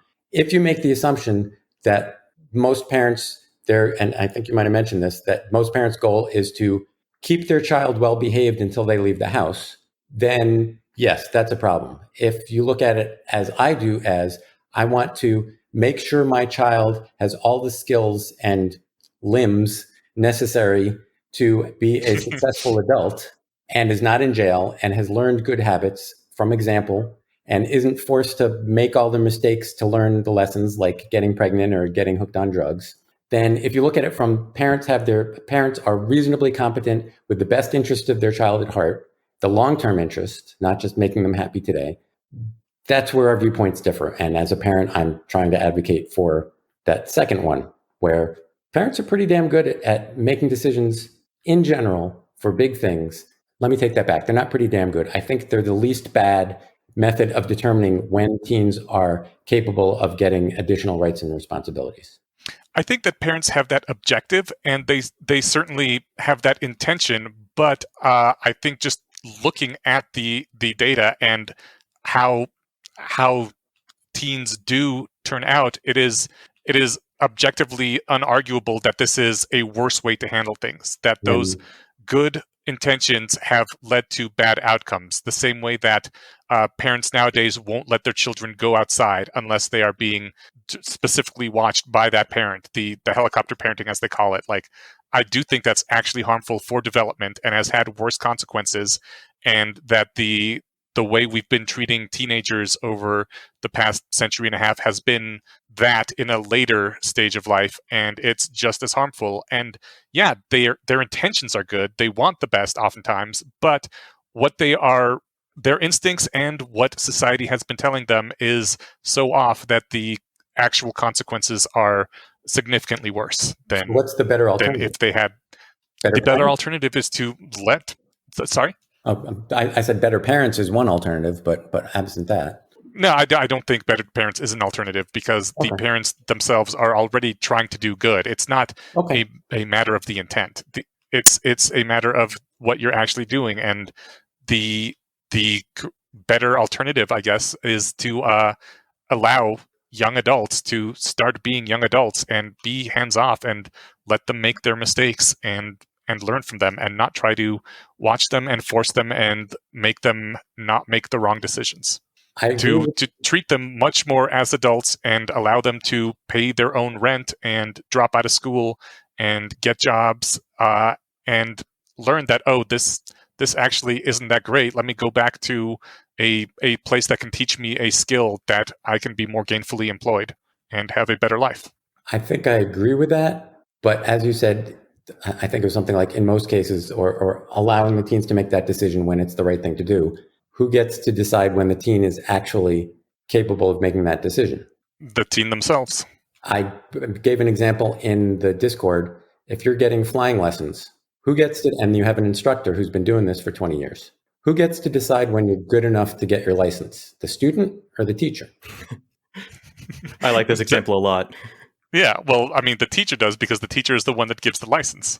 No, well, and they're the ones who know if the person's good enough to fly. Well, two things. Yeah, which is what gives you the license. The teacher signs off on saying that you have passed the requirements to my satisfaction. And then it goes to the licensing agency or whatever. I don't know if that makes a difference. But the student doesn't decide when they know enough.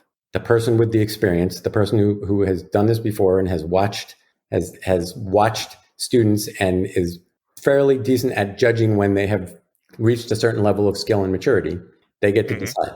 And, you could say, well, that student who just flew for 20 minutes decided they know enough. Great, sure. They'll find out soon enough that they don't know how to land and problem solved. But you don't want to do that to your kids. So, I mean, I think it's a flawed analogy on several levels, in part because the student themselves knows that they can't land and they're not going to try. But admit it. Trust me. Okay, well, I mean, then they will in fact learn the hard way, I guess, and people watching them will realize not to be like that student. I mean, that's one of the problems with infantilization, and we even have it in the adult world with I think the FDA and other licensing bureaus are a big part of this, where people simply don't bother learning anything about what they're consuming. They're just like, oh yeah, the government made sure that it's safe, so it's fine, which I think is a very bad and harmful thing for people to do. It takes away their own agency, and it puts them at the mercy of a bureaucracy which doesn't necessarily have their best interests at heart. But I do think people would very quickly realize that if you try to land before the instructor has taught you how to land, that it's going to end badly, and they won't do it except for maybe in the most dire of emergencies.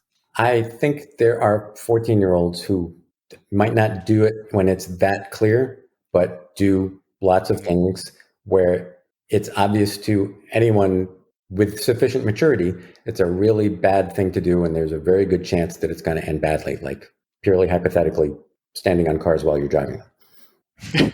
I mean, if the 14-year-old has enough money to buy their own light aircraft, then they're probably mature enough to know when they can or can't land it.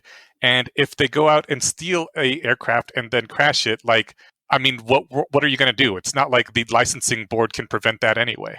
No, that's true. But I guess my point is more, who gets to decide when the teen is mature? Is it the teen, or is it some person with more clearly? The teen may have crossed the line. The assumption is the adult has clearly crossed the line.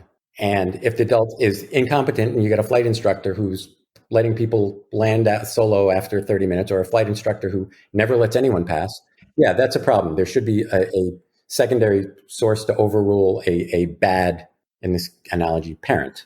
But the default is the person who has the experience and the knowledge, not only of society, but of this individual student, should be the one who makes the call of when this student is ready to do something the student has never done before. Yeah. And I mean, I think that's basically your answer right there. The instructor is the one who owns the plane and has the keys. And if the student wants to use the plane, they need to get the instructor's okay, unless, of course, they're breaking the law, in which case that's off the table. If the student wants a license, then they need to meet the instructor's requirements to get their sign off. If the student has their own plane and doesn't care about a license, then the issue doesn't come up anyway. The problem here, it's a combination of both when the student thinks they're ready and when their instructor agrees with them. It's a collaborative process, whereas that is very absent oftentimes from parent-child relationships. That could be, but I think what you're saying maybe is that the instructor has veto power over when the student gets to fly. And just to back up on the analogy, let's reframe it so that the student just got $1 million from the grandmother who passed away. And so they bought an airplane and they decided they want to learn how to fly, and they could fly it right now illegally because they don't have a license. And as an instructor, do you disagree with that student? You say, well, I can't stop you, so sure, go ahead and fly. I'll I mean, if I'll you tell literally you how can't to turn it on. if you literally can't stop them, then you can't stop them. Right, but you cannot say that the student should have the authority to decide if they are ready. You can't stop them, but you can't Yeah. enable them in or agree with them that they are the ones who should. And should, I know, is a crappy word for all sorts of reasons, but that's the one. I could reframe it if I tried hard. If you're a parent, you could decide, I'm not going to give you the keys until you've completed flying lessons and I've gotten the sign off of a professional. And Right, yes, that's I'm going to limit your autonomy by not letting you fly this aircraft because I think it's a bad idea. Even though you don't, you've signed off on yourself. I, as the person who cares about your well-being, apparently more than you do, because I have twice as many years of experience or something, not flying planes, but just being alive. I won't give you the keys to this plane until you go take a flying class, right? Well, that's the question. Do you think the instructor should be allowed to take away the teenager's property? Should the instructor go, look, you haven't taken enough lessons from me. I am taking this plane away from you. You can't use your plane anymore. I mean, that's basically theft, except if we're saying it's okay, then it's government endorsed theft, right? Well, that's not exactly where I was going. I'm taking a step back and saying, I'm not going to try and force the student to do anything. I'm just asking, okay, as a general principle, who is the best person to decide if the student is ready? Is it the student or the instructor? And we can talk about the rest of it later, but just that central question. Who is the best person? So I first of all, I don't think it matters, again, as I was saying, but like in the case of who's the best person, I do think the student knows their own flying ability better than anyone else. Like maybe they really can fly. I will grant you they know their if flying the student ability is willing better to than risk his Well, no, I don't yeah, think that. and if the student is willing to risk his own life. If you're, well, two things. One, the student, what is it, Dunning-Kruger effect? The student may say, oh, I played Flight Simulator for 5 hours last week. I know what to do. And they think they know best, but they don't have the information to know. And this instructor has the information. So I think, again, it's objectively making that decision. The instructor knows better. I think if you are giving the instructor the ability to decide this or not, you are giving the instructor way too much power over the student's life. And I don't know why you would stop with airplanes in that case. Like, you're just giving other people the ability to veto someone's own decisions for what seemed like arbitrary reasons. Well, let's back up a bit again before we talk about vetoing and restricting. Can we agree, and maybe we won't, but can we agree that absent any other later happenings, the instructor objectively is better able to decide when a student is ready to safely fly a plane than the student himself or herself is? And we can move from there, and I don't know what the answer is. Are you talking? Okay. Are you talking about like with them going up together and having lessons together in the air and the instructor evaluating the student's abilities and all that? Yes. Okay. And has the instructor watched the student land, or has the student had to give over the controls to the instructor to let them land after this evaluation period was done? For starters, let's say they've only had one lesson and they learned how to bank and do coordinated turns or whatever. So the student had to give the controls over to the instructor to let the instructor land the plane? Yes. At the end of the lesson. Okay. Well, in that case, I believe the student would know that they are unable to land the plane. You would think that in a rational adult, yes. Mm-hmm. And in a student. You would think that someone riding a car knows that it's a bad idea, but they do it anyway. Well, yeah, I mean, if my parents had stopped me, I would have said, Mom and Dad, I know what I'm doing. I'm being careful. Like, judging purely by consequences, you had a great time and you didn't get hurt, right? Yes, but we can't generalize from my happy path. Some versions of Stephen in the multi-branching tree of history got fucked, right? Sure, but you were basically correct about your ability to not die after car surfing. I mean, I still think, I agree it was a stupid fucking idea. I wouldn't have done that because there's always a small risk and I'm risk averse. But you said I can do this, and it turned out, in fact, that you could do this. There are. I think it's more that I got lucky. Yes. I wonder, just to, like, so the plane analogy, I do like it a lot, but just to make it more concrete, like, you know, if we all had to pass driver's tests to be able to drive in the United States legally, like, Enosh, is what you're advocating for saying that, no, the person who's taking the driving test, not the person administering it, knows whether they passed or failed?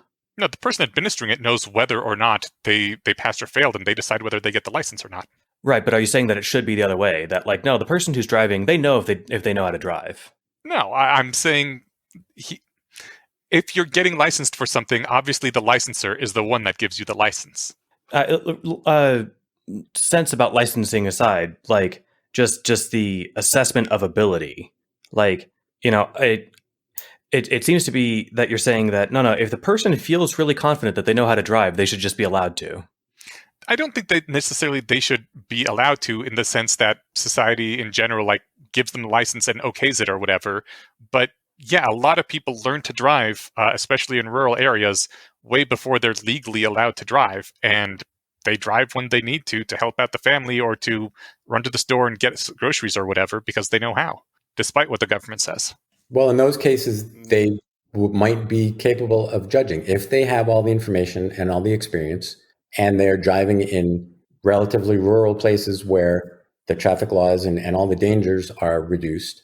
Yeah, I think in an ideal world, you would allow them to get a license so they can drive legally. Now, there's all sorts of practicalities and complications where you start doing that. But yeah, in an ideal world, I agree with you. But if a kid walks in and says, I want a license, and you say, are you ready? And they say yes. And you say, okay, here's your license because I trust you to be the judge of how well you drive. I don't think that's going to end well. No, the point of a license is sort of a trust mechanism so other people will know that they can drive, and that's why you need the test. Okay. If so, what you're saying is, and I don't want to put words in your mouth, so I'm going to ask this that way. Are you saying that any person who is confident that they could drive should be able to drive? And again, licenses aside, if I had my own country and there were roads and anybody could drive that I decided, the rule should be anyone who asks for a license gets one. No testing required. I just trust you. Is that kind of where you're going? No, where I'm going with is if someone has their own car, they've invested a lot of resources into getting that car, and they have their own body that's on the line as well. And so they have a lot of motivation to not crash their car and not hurt themselves. And so they're generally the best able to decide whether or not they're willing and ready to take that sort of risk. And if they do take that risk and they're wrong, then there's often consequences. They lose the car. They have to get a new one now. They may hurt themselves. If they hurt other people, then they're liable for making those people whole as much as is possible, and they may face jail time. Like there's consequences to making wrong decisions like that, yeah. And people face those consequences. And some of those consequences are hurting other people, number one. Number two, again, we can disagree on this, but a significant portion of 14-year-olds are not nearly as rational as you are assuming they are, in my opinion. Sure. And if they're of the less mature bent, then I think that a combination of their peer group, which would include adults in a more rational society where children aren't sequestered in these, their own age only little child prison things, sure.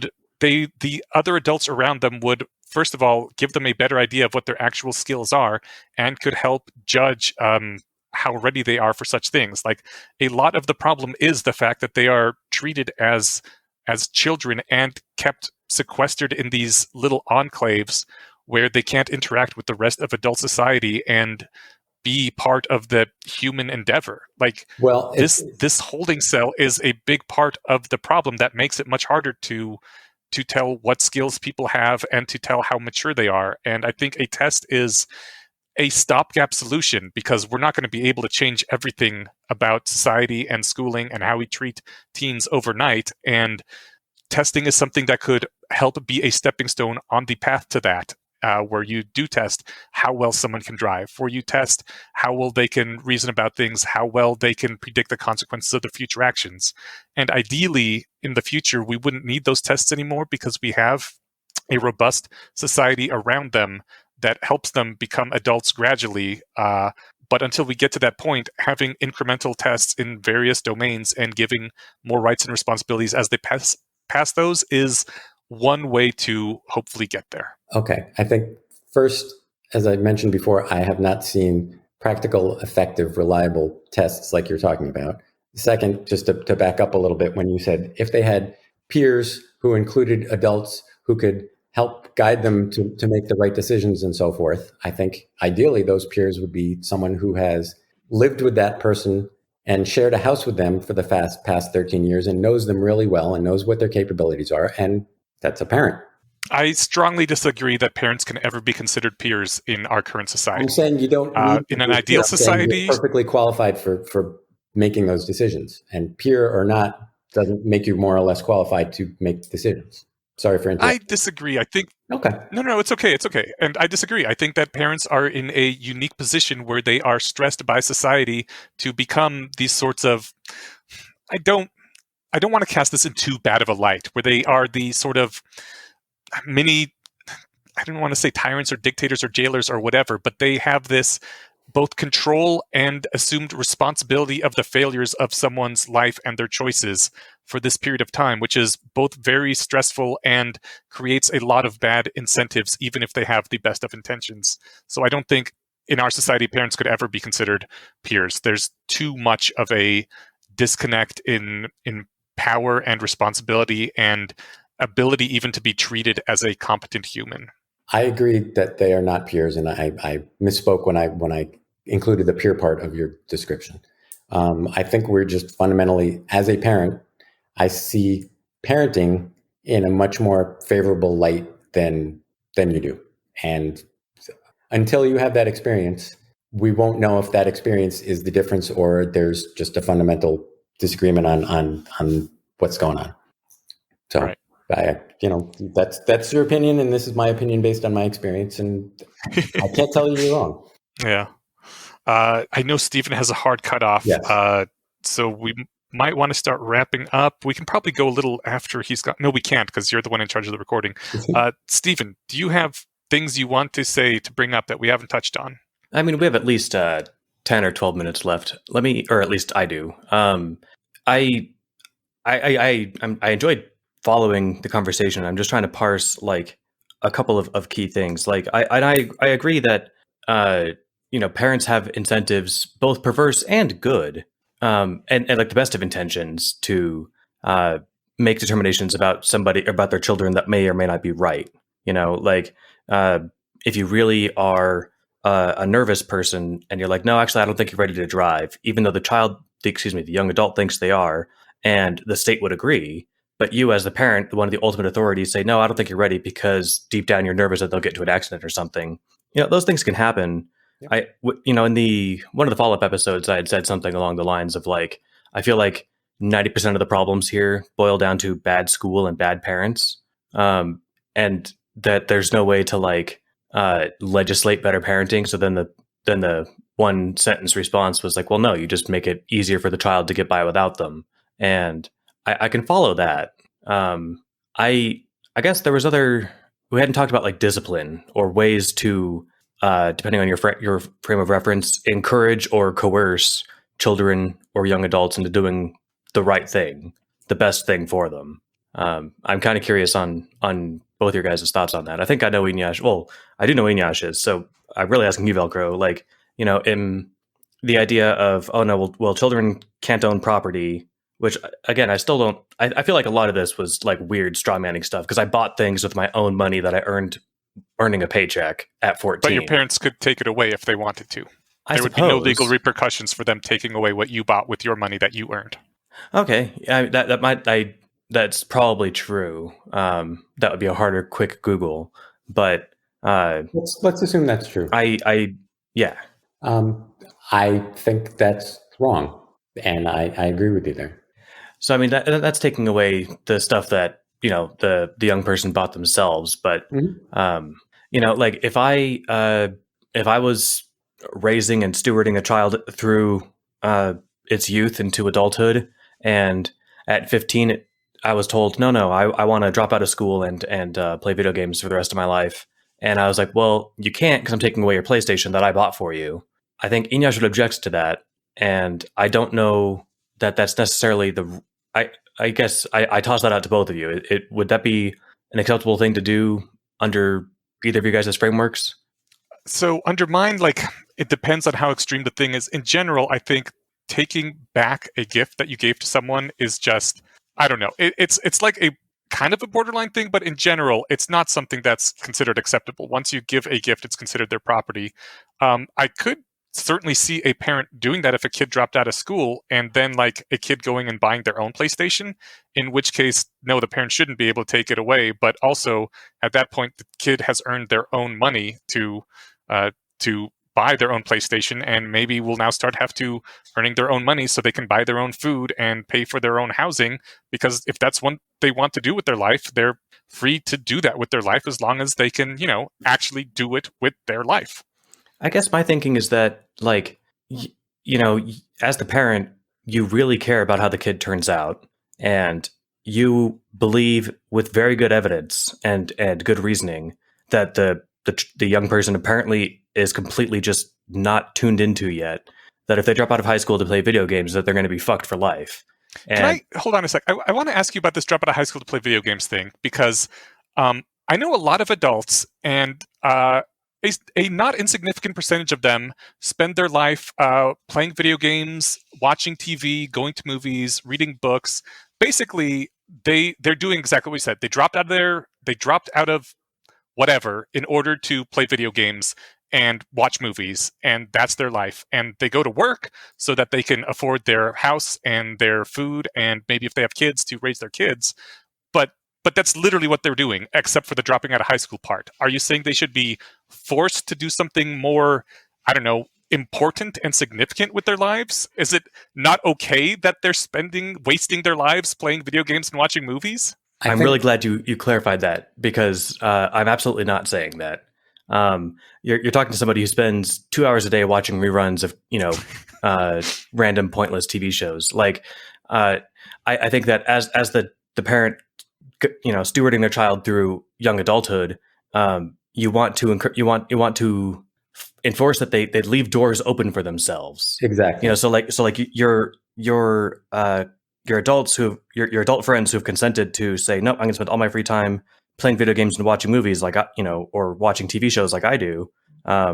If I had been able to start doing that 20 years earlier, I wouldn't have finished an education. I wouldn't have had a decent job, and my life prospects would have been worse. I wouldn't be saving for retirement. I'd basically be, have fucked myself. But I disagree.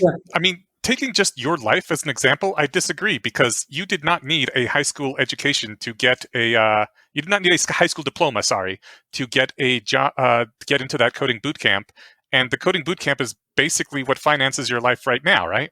Yes, I think that part of this could have dropped out of high school and then joined the coding boot camp and have the life you have right now. Well, and this actually does tie into the other main point. So I once again appreciate that you reminded me of it, that it currently is the system to where if I'm looking at applicants for whether to attend my boot camp or to hire at my company, and one hasn't passed high school and one has, I'm going to be biased towards the one that has passed high school. And so as long as that's the system. I have never, since I got out of my teens, put my high school on my resume. My employer might not know that I graduated high school, and they know that I didn't graduate college because that's explicitly on my resume. Did you go to some college? There's some college on your resume? I did go to a college I did go to college for a year when I graduated high school. So and not necessarily. You could have gotten a GED. You could have tested GED, I'm using those, no pun intended, sorry, equivalently to high school. So, but your employer, by seeing that you had your first semester of college, and if you had no college, it's quite possible they would have said, well, do you at least have high school or GED? And if you said no, they might have said, okay, thank you. I don't know. I assume I don't know. I thought you could get into a college without having a GED or degree, but maybe I'm wrong about that. I think so, but I don't have firm evidence of that.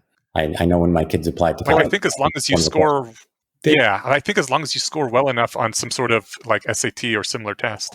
I think that like what does show up in your resume and thus impacts your life prospects is, when you're 19, you put what high school you went to, right? Just because you're told as a 19-year-old who doesn't know any better, put your education section on the education of your education under the education section of your resume. So you're just like, well, I went to school.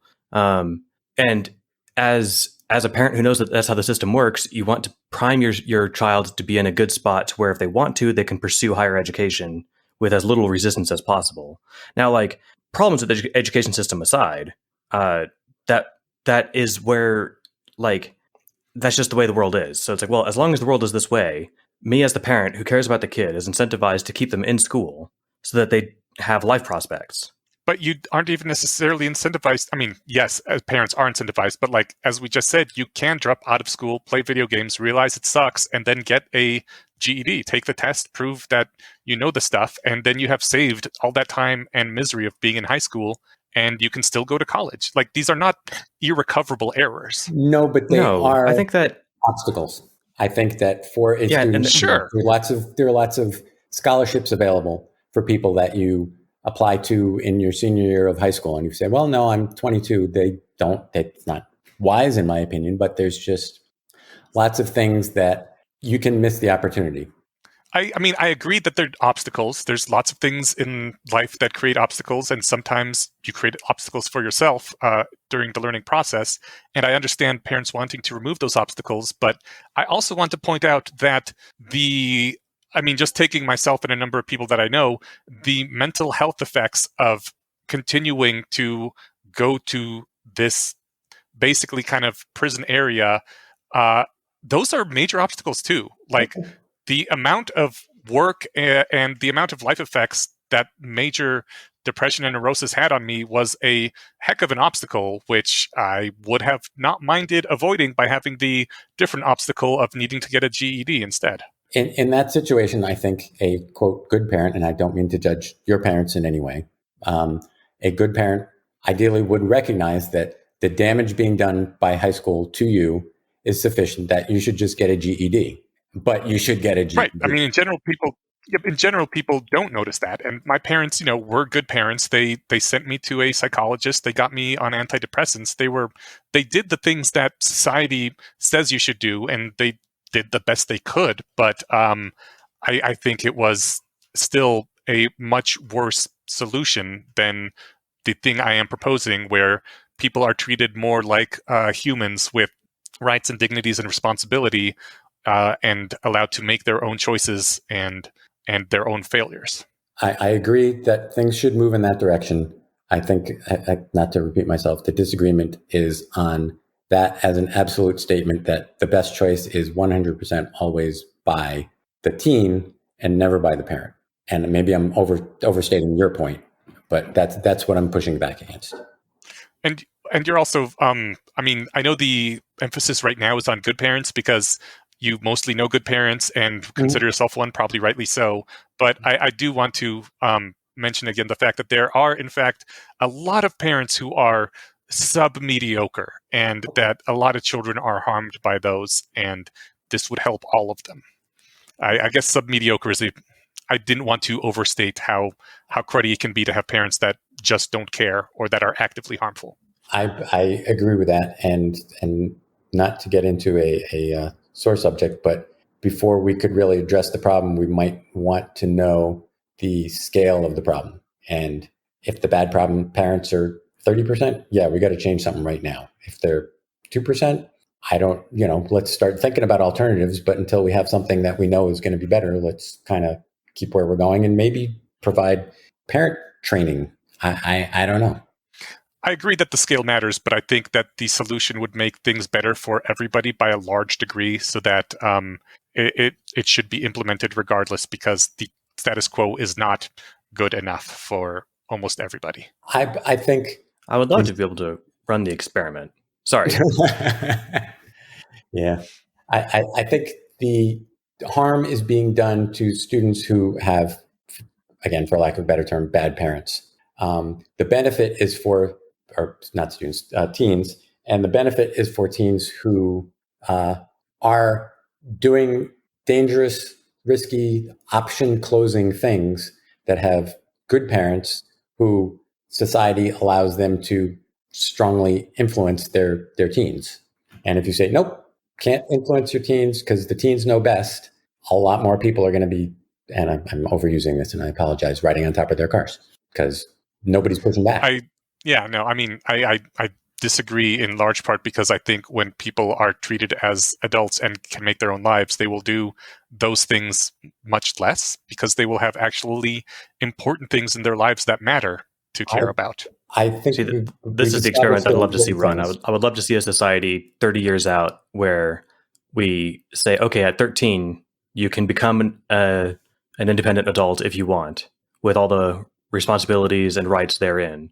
And then a counterfactual society where we didn't do that. I guess, don't put me in charge of running simulations of human history, because I might emulate a terrible world. One of these sounds like it could go badly, right?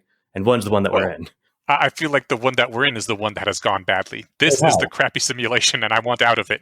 It has gone badly. I guess I'm saying I would say that I've screwed up my kids undoubtedly, but I think that had I just said, all right, kids, do whatever you want, I'm going to go out and mow the lawn, that's going to be worse. And not only that, but I don't know, did you read, what was it? Randy, the Carnegie Mellon guy, the last lecture? Did you see that? I don't think so. Okay, I'll try and I can send you the link. But basically, I had a football coach who was really down on him and was always criticizing him, was always telling him what to do. And the coach finally said, do you know why I tell you what to do? Because I care about you. If I didn't care about you, I'd leave you alone. So that's another reason I think why parents, my wife is a school social worker, and she has said that the kids who do the worst are the ones who have parents that don't say, I care about you, so I'm going to guide you, again, as good parents do.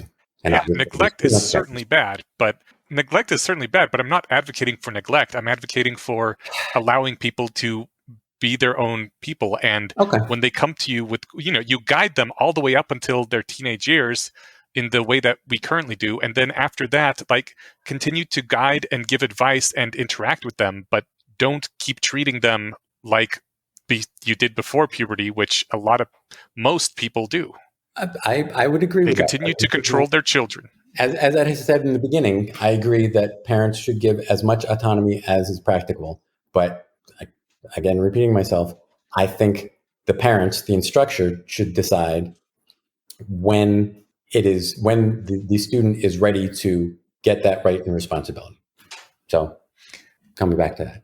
I think the same way that if you are unhappy with your flight instructor and believe that he is, keeping you back for no good reason, you have the option to go to a different flight instructor and be like, hey, can I test with you and see that prove that I actually can fly and I should get my license? Children don't have that option. That's something I could totally get behind. I could get behind basically that too. Caveat free.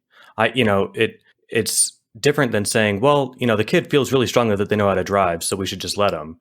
Instead saying, no, look, their instructor that they have here sucks. Let them go test with somebody else. Yep. I'm a big fan of having that.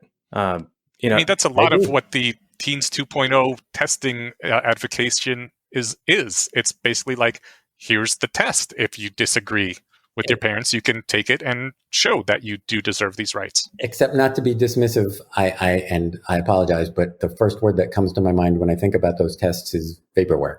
If you can show me practical, efficient, reliable tests that do any of these things, I would be a long way towards agreeing that a testing method is the way to go. But I haven't seen anything yet.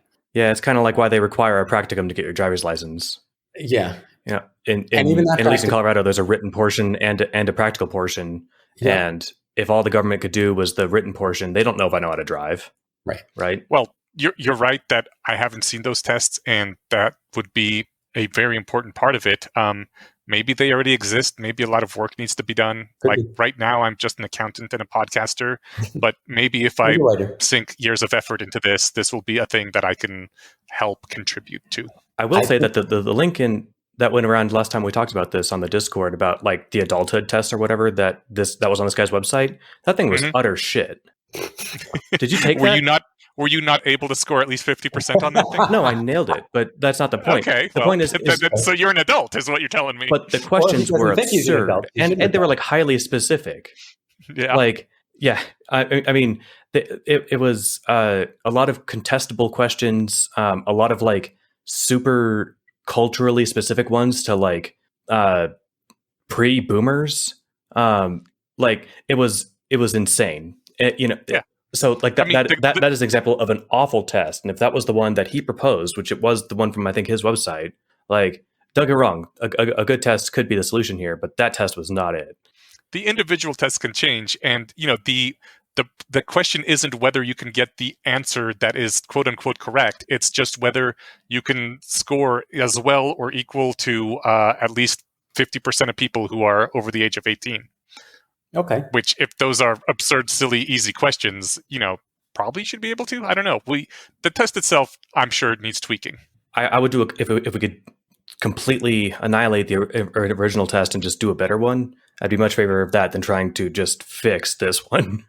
Okay. But point taken. I see what you're saying. I like that a lot. I think that I'm about out of time. I'm sorry to kind of call it. Velcro, was there anything else you wanted to say about, because you're the one with insight, and on the one hand, this is a great conversation to have between Inyash, who doesn't have kids and doesn't want kids, and you, who has and wanted kids, because this is the kind of two angles to view this from, right? Then, of course, the next time we talk about this, we'll have to get some 14-year-olds on here and see if we can get them to stop playing Fortnite and smoking clove cigarettes long enough to talk with us about it. But I think that's a really good idea. But I also do want to point out that one of the reasons I don't want to have kids is because of the way things are and how, I experience society and mental health growing up, and I just would not want to inflict that on another being. So, maybe I would want kids if some of these things eventually got resolved. I don't know. I mean, there's a lot of reasons people do or don't want kids, and that's not all of them, but that's certainly a factor. That's perfectly reasonable. Stephen, I know you got to go. Maybe do we want to do our wrap up with me and Velcro like in a different recording after this, so you can go and if that works for you guys, you can send them another link for anything else. To our listening audience with bated breath. I didn't know we'd be starting at 1 today instead of noon, so I booked a haircut for 3:30, and it is 3:19 right now, so I got to get out the door. But anyway, this was great, Velcro. I appreciate it. And Inyash, I'm sorry, I meant to kind of more play moderator and like ride the middle.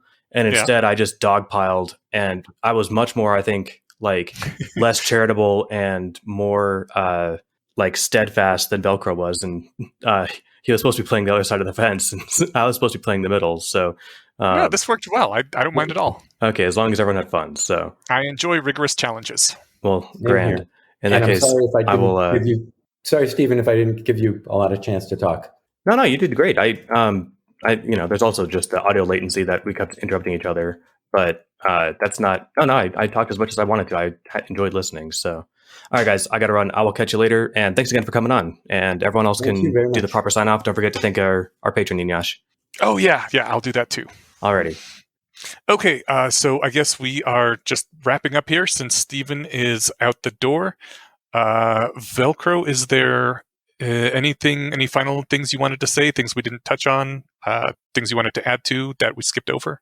There were a couple things from the Teens 2.0 that I found, like I mentioned, that might be a little better information, but I'm happy to just send you a link. I could put it in the subreddit or something. We don't need to take up time right now. It's up to you. If you want to touch on them, I've got some time still. If you need to go, then that's totally understandable, and we'll do the link instead.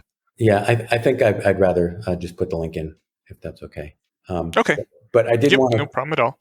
I did want to just thank you for giving me the opportunity to come on here. I've always listened and talked back to the radio in my car, and this gave me an opportunity to do it live, so I do appreciate it. Oh, fantastic. I was very glad to have you on, and this was an interesting conversation. Yes. And I know that you prefer the subreddit, so we are going to actually try to stress the subreddit this time. If you want to interact with Velcro and talk back to him, do it on the subreddit, which is, I haven't been in there in a while. It's The Bayesian Conspiracy, right? Yes, it's reddit.com/r/The Bayesian Conspiracy.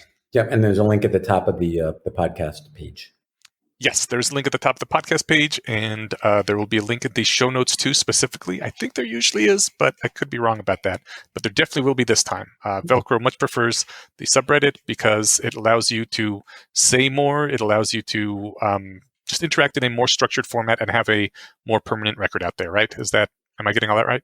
Yeah, and I guess I find that I might be talking about something in Discord and somebody comes along and has something on a different topic, which is perfectly fine, but the interweaving of threads can get difficult. Yes, it can. And lots of times on Discord, things get dropped just because they scroll off the top. And I mean, sometimes that happens on subreddits too, but less so. It's much easier to fork conversations on the subreddit. I agree. So thank you. Okay, thank you. Thank you for joining us. I think you said there was... Wait, was there one last thing or was that it? Nope, that was it. Okay. Well, in that case, we will thank our patron. In addition to thanking Velcro, because it was great to have you on here and really appreciate it.